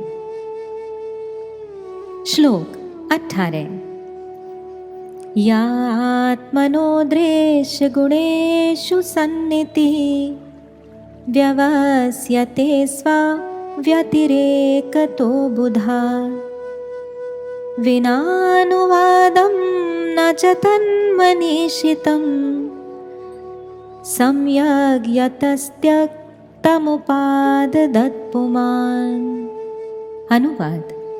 जो व्यक्ति आत्मा के दृश्य गुण युक्त देह आदि पदार्थों को आत्मा से भिन्न पृथक वास्तव सत्ता विशिष्ट के रूप में स्थिर करता है वह वस्तुतः मूर्ख है, क्योंकि विचार करने पर देखा जाता है कि यह देह के आदि केवल वाक्यों के द्वारा परिकल्पित वाग विलास के अतिरिक्त और कुछ भी नहीं है। अवास्तव वस्तु होने के कारण जो परित्यक्त हुई है, ऐसे देह गेह आदि को जो व्यक्ति वास्तव समझकर स्वीकार कर लेता है उसे बुद्धिमान कैसे कहा जा सकता है। सारार्थ दर्शनी भाव अनुवाद। यदि कहो कि प्रकृति के गुण समुदाय जीवों को केवल बांधते ही नहीं हैं, बल्कि उनमें भी कुछ सुखप्रद और उत्तम वस्तुएं भी हैं, जैसे यह आत्मनः दृश्य गुणेषु, जो व्यक्ति अपने दृश्य गुणेषु अर्थात भोग्यमाला, चंदन, वनिता आदि में जिस किसी भी वस्तु को उत्तम पदार्थ कहकर मानता है तो वह निश्चित ही मूर्ख है। कैसे? उसी को कह रहे हैं स्वाव्यतिरेकतः, अर्थात क्योंकि वे सभी वस्तुएं अपने में सदा स्थिर नहीं रहती हैं। विशेषकर वे सारी वस्तुएं शोक, मोह और दुखप्रद हैं और संसार प्रवाह को प्राप्त कराने वाली हैं। यदि कोई कहे कि मीमांसक गण भी भोग्य माला, चंदन आदि को उत्तम वस्तु बतलाकर अपने को पंडित मानते हैं, अर्थात उसी में पांडित्य दिखाते हैं, उसके लिए कहते हैं विनानुवादम, अर्थात निश्चित ही ये वचन केवल कल्पना मात्र है, क्योंकि वह पांडित्य भी पूर्ण पांडित्य नहीं है, केवल प्रवाद मात्र है, और वह मनीषी भी मनीषी नहीं है। यतः त्यक्तम उपाददत्, क्योंकि तुम्हारे भक्त जिन विषयों को घृणास्पद कहकर परित्याग करते हैं वे उन्हीं विषयों को परम आदर के साथ ग्रहण करते हैं। भाव प्रकाशिका वृत्ति। इस श्लोक में श्री वसुदेव जी का अभिप्राय समझना बड़ा कठिन है, फिर भी वैष्णव आचार्यों के अभिमत ही एकमात्र सहारा है। श्री श्रीधर स्वामी पाद ने इस श्लोक की व्याख्या में कहा है, सच्चिदानंद वस्तु के बिना संसार में दूसरे किसी का भी कोई अस्तित्व नहीं है, अतएव जड़ पदार्थ मात्र ही अवस्तु है। परिदृश्यमान जड़ जगत के अस्तित्व में किसी की भी अनास्था नहीं है, अर्थात दिखाई देने वाले जड़ वस्तु के अस्तित्व में किसी को भी अविश्वास नहीं है। सभी विश्वास करते हैं कि इसका भी अस्तित्व है, परंतु जगत को सत्य नहीं कहा जा सकता है, क्योंकि ये नाशवान और परिवर्तनशील है। तत्व की दृष्टि से जगत की कोई पृथक सत्ता नहीं है। प्राकृत व्यवहारिक दृष्टि में जगत भले ही सत्य रूप में प्रतीत होता है, इससे जगत की व्यवहारिक सत्ता स्वीकार की जा सकती है, परंतु इसको पारमार्थिक सत्ता नहीं है। सर्वम खल्विदम ब्रह्मः, आत्मैव वेदम सर्वम आदि श्रुति वचनों में एकमात्र सच्चिदानंद स्वरूप भगवान ही सर्वात्मा, सर्वस्वरूप, सर्वव्यापी एवं परमार्थ सत्य वस्तु कहे गए हैं। श्रीधर स्वामी पाद ने श्लोक की व्याख्या में जड़ जगत का मिथ्यात्व स्थापन कर श्री भगवान के एवं भवान बुद्ध अनुमय लक्षण है आदि 17वें श्लोक में कहे गए सर्वात्मा, सर्वस्वरूपता एवं सर्वव्यापित्व एवं परमार्थता का प्रतिपादन किया है। वैष्णव दार्शनिकों ने इस श्लोक की व्याख्या में जड़ जगत का मिथ्यात्व स्थापन करने का प्रयास नहीं किया है। उनके मत में जगत सत्य होने पर भी भगवान की सर्वात्मा सर्वस्वरूपता में कोई बाधा नहीं होती। उनके मत में जगत भगवान की माया शक्ति का ही कार्य है, अतएव वे भगवान से पृथक नहीं है एवं उससे भगवान की सर्वात्मा आदि में कोई हानि नहीं होती है। वैष्णव दार्शनिक आचार्यवर श्री जीव गोस्वामी पाद कहते हैं कि वसुदेव जी ने पहले श्लोकों में देव की नंदन की सर्वेश्वर कहकर स्तुति की है एवं उन्हें प्राप्त करना ही परम पुरुषार्थ, इस प्रकार का मनोभाव प्रकाश किया है। इससे ऐसा प्रतीत होता है कि भगवान वामन रूप में अदिति और कश्यप के पुत्र होकर अवतीर्ण हुए, श्री राम रूप में कौशल्या और दशरथ के पुत्र रूप में अवतीर्ण हुए। इस प्रकार वे विभिन्न रूपों में विभिन्न भक्तों के पुत्र आदि के रूप में प्रकट हुए हैं। इस बार वे देव की नंदन के रूप में आए हैं। प्रत्येक युग में भिन्न भिन्न भक्तों के मनोरथ पूर्ण करने के लिए भगवान के बहुत से अवतार होते हैं, परंतु वसुदेव जी ने एकमात्र देव की नंदन को ही सर्वेश्वर रूप में स्थापन करने का प्रयास क्यों किया? इस श्लोक में वसुदेव जी का कहना यह है कि श्री कृष्ण ही स्वयं भगवान हैं। उन्होंने ही भिन्न भिन्न रूपों में अवतीर्ण होकर विभिन्न प्रकार से भक्तों का मनोरथ पूर्ण किया है। कोई भी अवतार श्री कृष्ण से पृथक नहीं है। साधक साधना के कारण श्री कृष्ण के अंश, कला, विभूति, शक्ति आदि विभिन्न स्वरूपों का आविर्भाव होता है। श्री कृष्ण ही सर्व मूल स्वरूप हैं। मत्स्य, कूर्म, वराह आदि श्री कृष्ण के ही लीलावतार हैं। ब्रह्मा, विष्णु, शिव श्री कृष्ण के ही गुणावतार हैं। दुर्गा आदि श्री कृष्ण की शक्तियां हैं। ब्रह्म श्री कृष्ण का निर्विशेष प्रकाश मात्र है। परमात्मा श्री कृष्ण का अंश है। ये श्री कृष्ण से पृथक परमार्थ वस्तु नहीं है। इसलिए श्री कृष्ण ही स्वगत, सजातीय, विजातीय, भेद रहित अद्वय ज्ञान पर तत्व हैं। यदि कोई श्री कृष्ण से पृथक स्वतंत्र सत्ताशील परमार्थ वस्तु का अनुसंधान करता है तो उसका प्रयास विफल होगा। सृष्टि, स्थिति और प्रलय को देखकर यदि कोई सृष्टिकर्ता आदि को श्री कृष्ण से पृथक जानता है तब वह यथार्थ तत्वज्ञ नहीं है। स्वयं भगवान श्री कृष्ण विभिन्न मूर्तियों में बहुत सी लीलाएं करते हैं, परंतु उनकी सभी मूर्तियों में समस्त गुणों का प्रकाश नहीं होता है। किसी भी मूर्ति में प्रकाशित गुणों के पक्षपाती होकर मूल स्वरूप को भूल जाना अबोध व्यक्ति का कार्य है। श्री कृष्ण अनेकों मूर्तियों में विभिन्न प्रकार के काम्य फलों को प्रदान करते हैं एवं स्वयं रूप में प्रेम का दान करते हैं। काम्य फल के लोभ से स्वयं रूप श्री कृष्ण को भूलकर कामनाबद्ध जीव काम्य फलदाता का पक्षपाती बन जाता है। परंतु तत्वज्ञ व्यक्ति समस्त कामना वासना का त्याग कर श्री कृष्ण के चरणों में शरणागत होता है। इसलिए श्रीधर स्वामी पाद ने अद्वैत सिद्धांत को स्थिर रखकर जगत का मिथ्यात्व स्थापन कर श्री भगवान की सर्वस्वरूपता का स्थापन किया और वैष्णवाचार्यों ने जगत को जगन्नाथ की विभूति जानकर भगवान की सर्वस्वरूपता का आस्वादन किया है। श्लोक 19। त्वतोऽस्य जन्म स्थिति संयमान् विभो वदन्त्यनीहाद् अगुणादविक्रयात् त्वया ईश्वरे ब्रह्मणि नो विरुध्यते त्वदाश्रयत्वाद् उपचर्यते गुणः। अनुवाद। हे विभो, विद्वजन निष्क्रिय, निर्गुण एवं निर्विकार आपसे इस जगत की सृष्टि, स्थिति एवं संहार बतलाते हैं। ब्रह्म एवं ईश्वर स्वरूप आप में कुछ भी विरुद्ध नहीं है।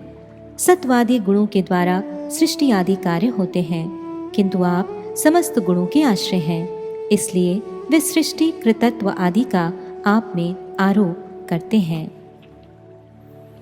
सारार्थ दर्शनी भाव अनुवाद। यदि प्रश्न हो कि सा एव सा प्रकृत्या 14वें श्लोक में आपने पहले ही कहा है कि आप ही अपनी माया शक्ति के द्वारा त्रिगुणात्मक विश्व की सृष्टि कर उसमें प्रविष्ट हुए हैं इत्यादि।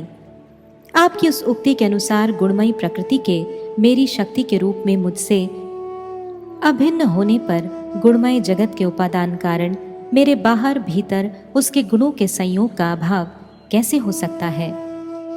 उसके उत्तर में कह रहे हैं, त्वयि ईश्वरे ब्रह्मणि न विरुध्यते, अर्थात आप ईश्वर और साक्षात ब्रह्म दोनों ही हैं, इसलिए आप में कुछ भी विरुद्ध नहीं है।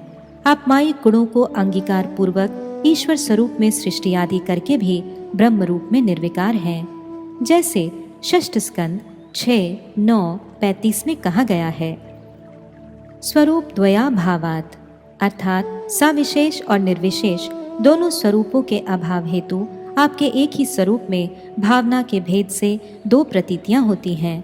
यदि कहो कि इससे भी विरोध दूर नहीं होता, उसके लिए कह रहे हैं, त्वद आश्रयात्वात्, अर्थात प्रकृति के गुण समूह सृष्टि आदि कार्य करते हैं। आप उनके आश्रय होने के कारण आप में सृष्टि आदि कर्तृत्व का आरोप होता है। जैसे भृत्य के द्वारा किया गया कार्य राजा में आरोप होता है। अतएव प्रकृति आपकी शक्ति होने पर भी वह आपकी बहिरंगा शक्ति है। इसलिए आपके स्वरूपत्व के अभाव के कारण ही आपके बाहर भीतर उनके गुण संयोग का अभाव ही सिद्ध हुआ। अथवा यदि कहो कि मैं आपका पुत्र हूँ, चतुर्भुज स्वरूप में मुझ में कैसे ब्रह्मत्व या ईश्वरत्व की संभावना कर रहे हैं? इसके उत्तर में कह रहे हैं, यह सत्य है, आप ब्रह्म भी नहीं और ईश्वर भी नहीं, परंतु आप उनके आश्रय हैं। जैसे गीता में 14:27 आपने ही कहा है, मैं ही ब्रह्म की प्रतिष्ठा अर्थात आश्रय हूँ। ब्रह्मा जी ने भी कहा श्रीमद् भागवत 2:6-42 में, प्रकृति के प्रवर्तक जो पुरुष हैं वे ही परब्रह्म भगवान आद्य अवतार हैं। दूसरे काल स्वभाव आदि सभी उनकी विभूतियां हैं, अतएव आप उनके आश्रय हैं। इसी को कह रहे हैं तदाश्रयत्वात्, अर्थात उस ब्रह्म और ईश्वर के भी आप आश्रय हैं, इसलिए उनके सृष्ट तत्वादि गुण आप में आरोपित हुए हैं। उपचार के कारण आश्रित का धर्म आश्रय में ग्रहण किया जाता है। जैसे ये पुण्यतम देश है, इस वाक्य से पुण्यजनों का धर्म देश में आरोप हुआ है। उसी प्रकार आप ही ब्रह्म और ईश्वर हैं, यह अर्थ है। तात्पर्य यह है कि षष्ठ स्कंद में कहे गए दोनों स्वरूपों के अभाव हेतु ब्रह्म, कृष्ण और ईश्वर स्वरूपतः भिन्न नहीं हैं, परंतु यहाँ रस विचार से श्री कृष्ण स्वरूप का सर्व उत्कर्षत्व कथित हुआ है। जैसे भक्ति रसामृत सिंधु में कहा गया है, पूर्व 1:59 में, यद्यपि श्रीनाथ और श्री कृष्ण में स्वरूपतः सिद्धांतगत कोई पार्थक्य नहीं है, फिर भी सर्वोत्कृष्ट प्रेममय रस के विचार से श्री कृष्ण स्वरूप का उत्कर्ष देखा जाता है। भाव प्रकाशिका वृत्ति। वर्तमान श्लोक में वसुदेव जी ने श्री भगवान से कहा, हे विभो, आपसे ही इस परिदृश्यमान जगत की सृष्टि, स्थिति और लय होता है। यही वेद आदि शास्त्रों का सिद्धांत है। इसमें संदेह होता है। जगत में देखा जाता है कि उपादान कारण रूपांतरित होकर ही कार्य रूप में परिणित होता है। जैसे मिट्टी का रूपांतर घट है। श्री भगवान यदि जगत के उपादान कारण हैं, तब उनका भी रूपांतर या विकार स्वीकार करना पड़ेगा। यह संदेह दूर करने के लिए अनिहात, अगुणात एवं अविक्रियात ये 3 विशेषण श्लोक में दिए गए हैं। इसमें वक्तव्य यह है कि श्री भगवान सत्व, रजा और तमा इन 3 गुणों से अतीत हैं, अतएव उनकी कोई इच्छा या चेष्टा नहीं है, इसलिए उनका कोई विकार भी नहीं होता है। किसी प्रकार की कोई चेष्टा नहीं रहने से कोई कार्य भी सिद्ध नहीं होता है, एवं रूपांतर न होने से उपादान कारण से कोई उत्पादन भी नहीं होता है। यही संसार का नियम है। परंतु भगवान की कोई चेष्टा या इच्छा न रहने पर भी वे जगत की सृष्टि कर सकते हैं, एवं उनका कोई भी रूपांतर न होकर भी वे जगत के उपादान कारण बने रह सकते हैं। त्वयीश्वरे ब्रह्मणि नो विरुध्यते, अर्थात श्री भगवान ब्रह्म अर्थात सर्वव्यापी हैं। सर्वव्यापी वस्तु की कोई भी चेष्टा संभव नहीं है। श्री भगवान ब्रह्म होकर भी ईश्वर अर्थात जगत की सृष्टि, स्थिति और लय करता है। ब्रह्मत्व और ईश्वरत्व ये दोनों परस्पर विरुद्ध होने पर भी श्री भगवान में ये विरुद्ध नहीं होते हैं। त्वद आश्रयत्वाद उपचर्यते गुण हैं, अर्थात सत, रज एवं तम, इन 3 गुणों से जगत की सृष्टि होती है और ये 3 गुण ही जगत रूप में परिणित होते हैं। परंतु भगवान इन 3 गुणों के आश्रय होने से उन्हीं को सृष्टिकर्ता और जगत का उपादान कहा जाता है। राजा के स्वयं युद्ध न करने पर भी जैसे उनके सेनापति के द्वारा युद्ध में विजय प्राप्त करने पर राजा की ही जय होती है, वैसे ही भगवान के स्वयं कुछ न करने पर भी उनके द्वारा अधिष्ठित त्रिगुणमयी प्रकृति से ही जगत की सृष्टि होती है। इसलिए उन्हें सृष्टिकर्ता कहा जाता है। अतएव भगवान के ब्रह्मत्व एवं ईश्वरत्व में कोई विरोध नहीं है। इस प्रकार भगवान केवल मात्र जगत के निमित्त कारण ही नहीं, उपादान कारण भी है। जगत में देखा जाता है कुंभकार या कुम्हार घट का निमित्त कारण और मिट्टी उपादान कारण है। अतः एक ही व्यक्ति या कोई एक वस्तु किसी कार्य के लिए निमित्त एवं उपादान दोनों नहीं हो सकते, परंतु भगवान अचिंत शक्ति संपन्न हैं। वे निमित्त कारण और उपादान कारण दोनों रूपों में ही जगत की सृष्टि करते हैं। श्री वसुदेव जी ने श्री भगवान को जगत का उपादान और निमित्त ये दोनों कारणों के रूप में प्रतिपादन कर विरोधी शंका को दूर करने के लिए कहा। त्वईश्वरे ब्रह्मणि नो विरुध्यते, हे भगवान आप ब्रह्म हैं, अर्थात आप निर्विकार, सर्वव्यापी, सच्चिदानंद वस्तु हैं। आप ही ईश्वर अर्थात अचिंत्य, अनंत शक्तिशाली एवं सर्वकर्ता हैं। अतएव आपके जगत के उपादान और निमित्त कारण होने में कोई विरोध या असामंजस्य नहीं होता। जैसे मणि, मंत्र और औषधि आदि वस्तुओं में अचिंत शक्ति देखी जाती है, भगवान के द्वारा सृष्ट अयस्कांत मणि अर्थात चुंबक स्वयं निश्चल रहकर भी लोहे को चला देती है। श्री भगवान के द्वारा सृष्ट स्पर्शमणि स्वयं अविकृत रहकर स्पर्श मात्र से लोह को स्वर्ण रूप में बदल देती है। भगवान के द्वारा सृष्ट चंद्रकांत मणि निकट में रहने से अग्नि की दाहिका शक्ति स्तब्ध हो जाती है। भगवान के मुख निसृत मंत्र के उच्चारण से असाध्य भी साध्य हो जाता है और भगवान के द्वारा सृष्ट महा औषधि से विविध प्रकार के रोग दूर हो जाते हैं। श्रुति वाक्य से ये समझा जाता है कि भगवान की एक पाद विभूति यह जगत है एवं त्रिपाद विभूति उनका धाम है। अंतरंगा और बहिरंगा भेद से उनकी शक्ति 2 प्रकार की है। फिर अंतरंगा शक्ति आह्लादनी, संधिनी और संवित भेद से 3 प्रकार की है। श्री भगवान का ऐश्वर्य, वीर्य आदि षड ऐश्वर्य भी उसी अंतरंगा शक्ति के अंतर्गत है। बहिरंगा शक्ति सत्व, रजा और तम त्रिगुणात्मिका है। सांख्य दर्शन और वेदांत दर्शन के शंकर भाष्य आदि में इस बहिरंगा शक्ति को लेकर ही विविध विचार विमर्श हुआ है, परंतु अंतरंगा शक्ति के विषय में कोई भी चर्चा नहीं हुई। परंतु वैष्णव दार्शनिकों ने दोनों शक्तियों के विषय में विचार विश्लेषण किया है। अतएव इस श्लोक में देखा जाता है कि भगवान ही जगत के निमित्त और उपादान कारण है। अब ये आशंका होती है कि भगवान अपनी अंतरंगा शक्ति के द्वारा वैकुंठ आदि धाम के भी निमित्त और उपादान कारण हो सकते हैं, क्योंकि उनकी अंतरंगा शक्ति चिन्मयी है। उस शक्ति के साथ उनका संबंध होने में कोई भी आपत्ति नहीं है। परंतु बहिरंगा शक्ति जड़ एवं त्रिगुणमयी है, उसके साथ भगवान का कैसे संबंध हो सकता है? इस संदेह को दूर करने के लिए वसुदेव जी ने कहा, त्वद आश्रयत्वाद उपचर्यते त्वयि। इसमें वैष्णव तोषणीकार का कहना है कि सूर्यमंडल स्वप्रकाश स्वरूप होने पर भी जगत में छाया या परछाई दिखाई देती है। छाया के साथ सूर्य का कोई संबंध नहीं रहने पर भी सूर्य न रहने से छाया भी नहीं रह सकती है। वैसे ही भगवान भी चिन्मय और चित शक्ति युक्त है। त्रिगुणात्मिका माया शक्ति भी चित शक्ति की छाया स्वरूपा है एवं भगवान की सत्ता के बिना माया की कोई सत्ता नहीं रह सकती है। अतएव जगत कृतत्व श्री भगवान में ही आरोपित होता है। छाया के साथ सूर्य का संबंध रहने पर भी जैसे छाया के अंधकार आदि दोषों के साथ सूर्य का कोई संबंध नहीं है, वैसे ही माया के साथ श्री भगवान का संबंध रहने पर भी स्वरूप आच्छादन आदि माया के दोषों के साथ भगवान का कोई संबंध भी नहीं है। यही श्री भगवान का चिंत प्रभाव है कि वे माया के नियंता होकर भी माया के साथ किसी प्रकार के संबंध में लिप्त नहीं होते हैं।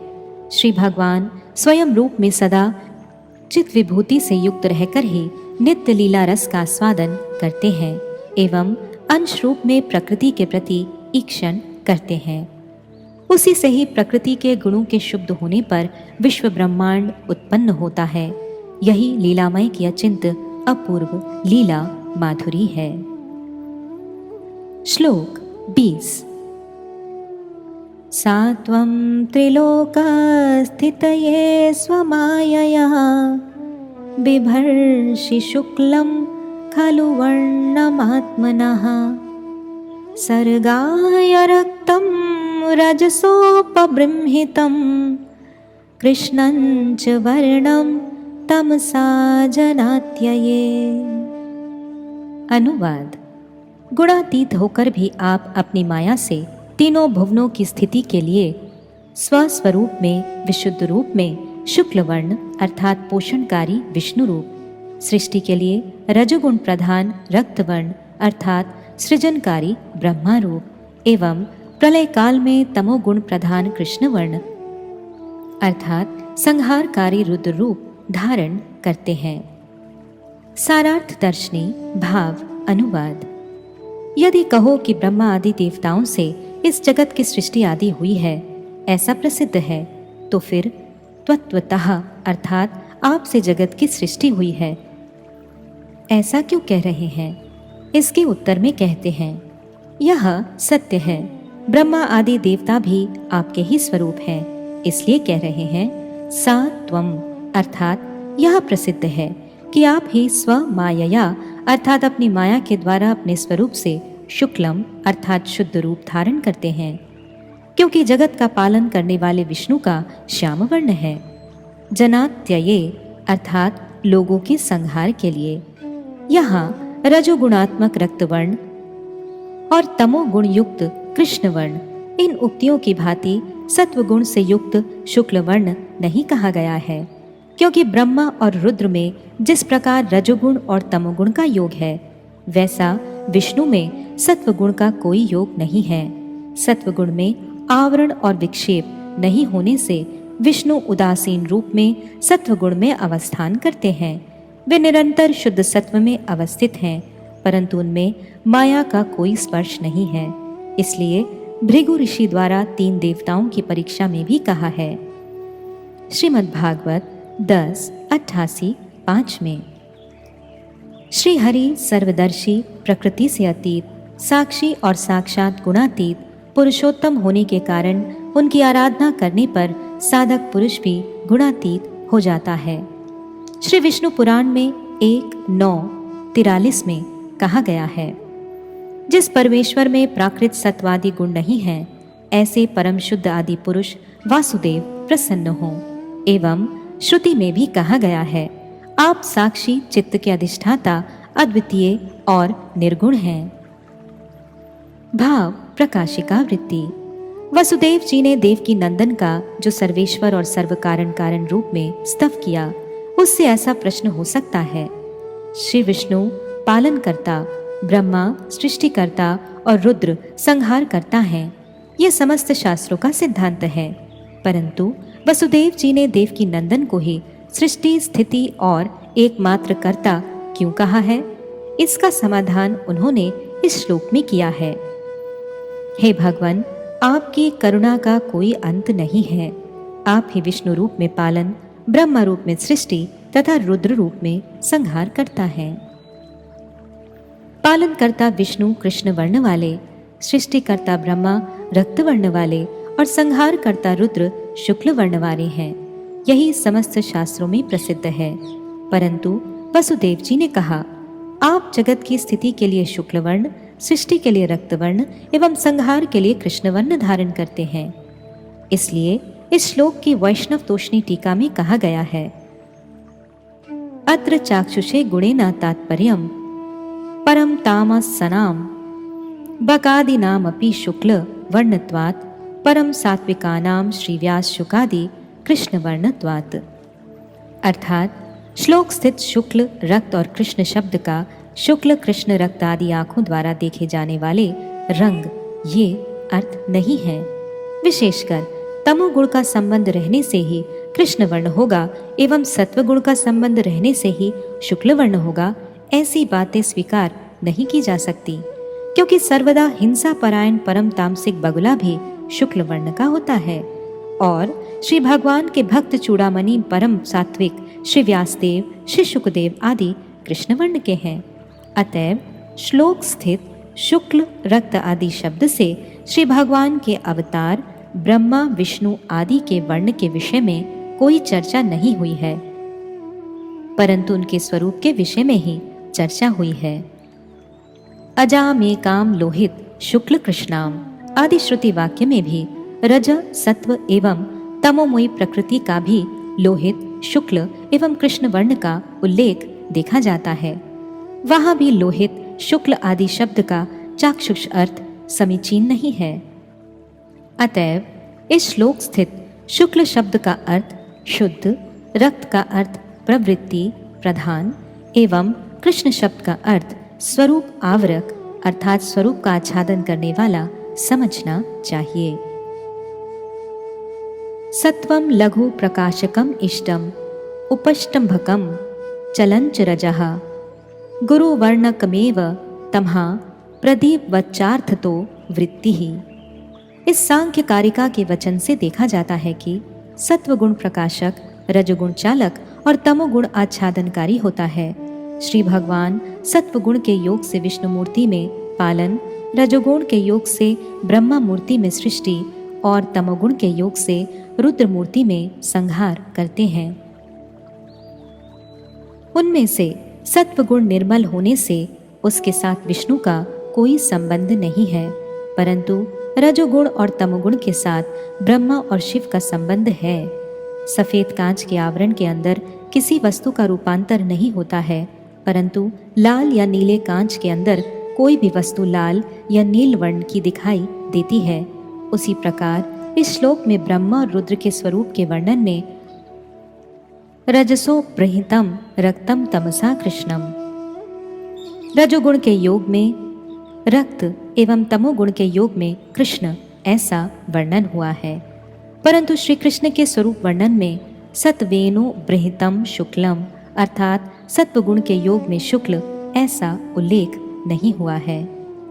श्रीमद् भागवत 10:88-5 में देखा जाता है, शिवा शक्ति युता साक्षात त्रिलिंगो गुण संवृतः अर्थात श्री शिव माया शक्ति से युक्त हैं एवं माया गुण के द्वारा आवृत हैं, परंतु हरि ही निर्गुणा साक्षात अर्थात श्री हरि के साथ गुणों का कोई संबंध नहीं है, इसलिए वे निर्गुण हैं। वसुदेव जी ने इस प्रकार गुणावतार स्वरूप का वर्णन कर भगवान की सर्व ईश्वरता स्थापन की है।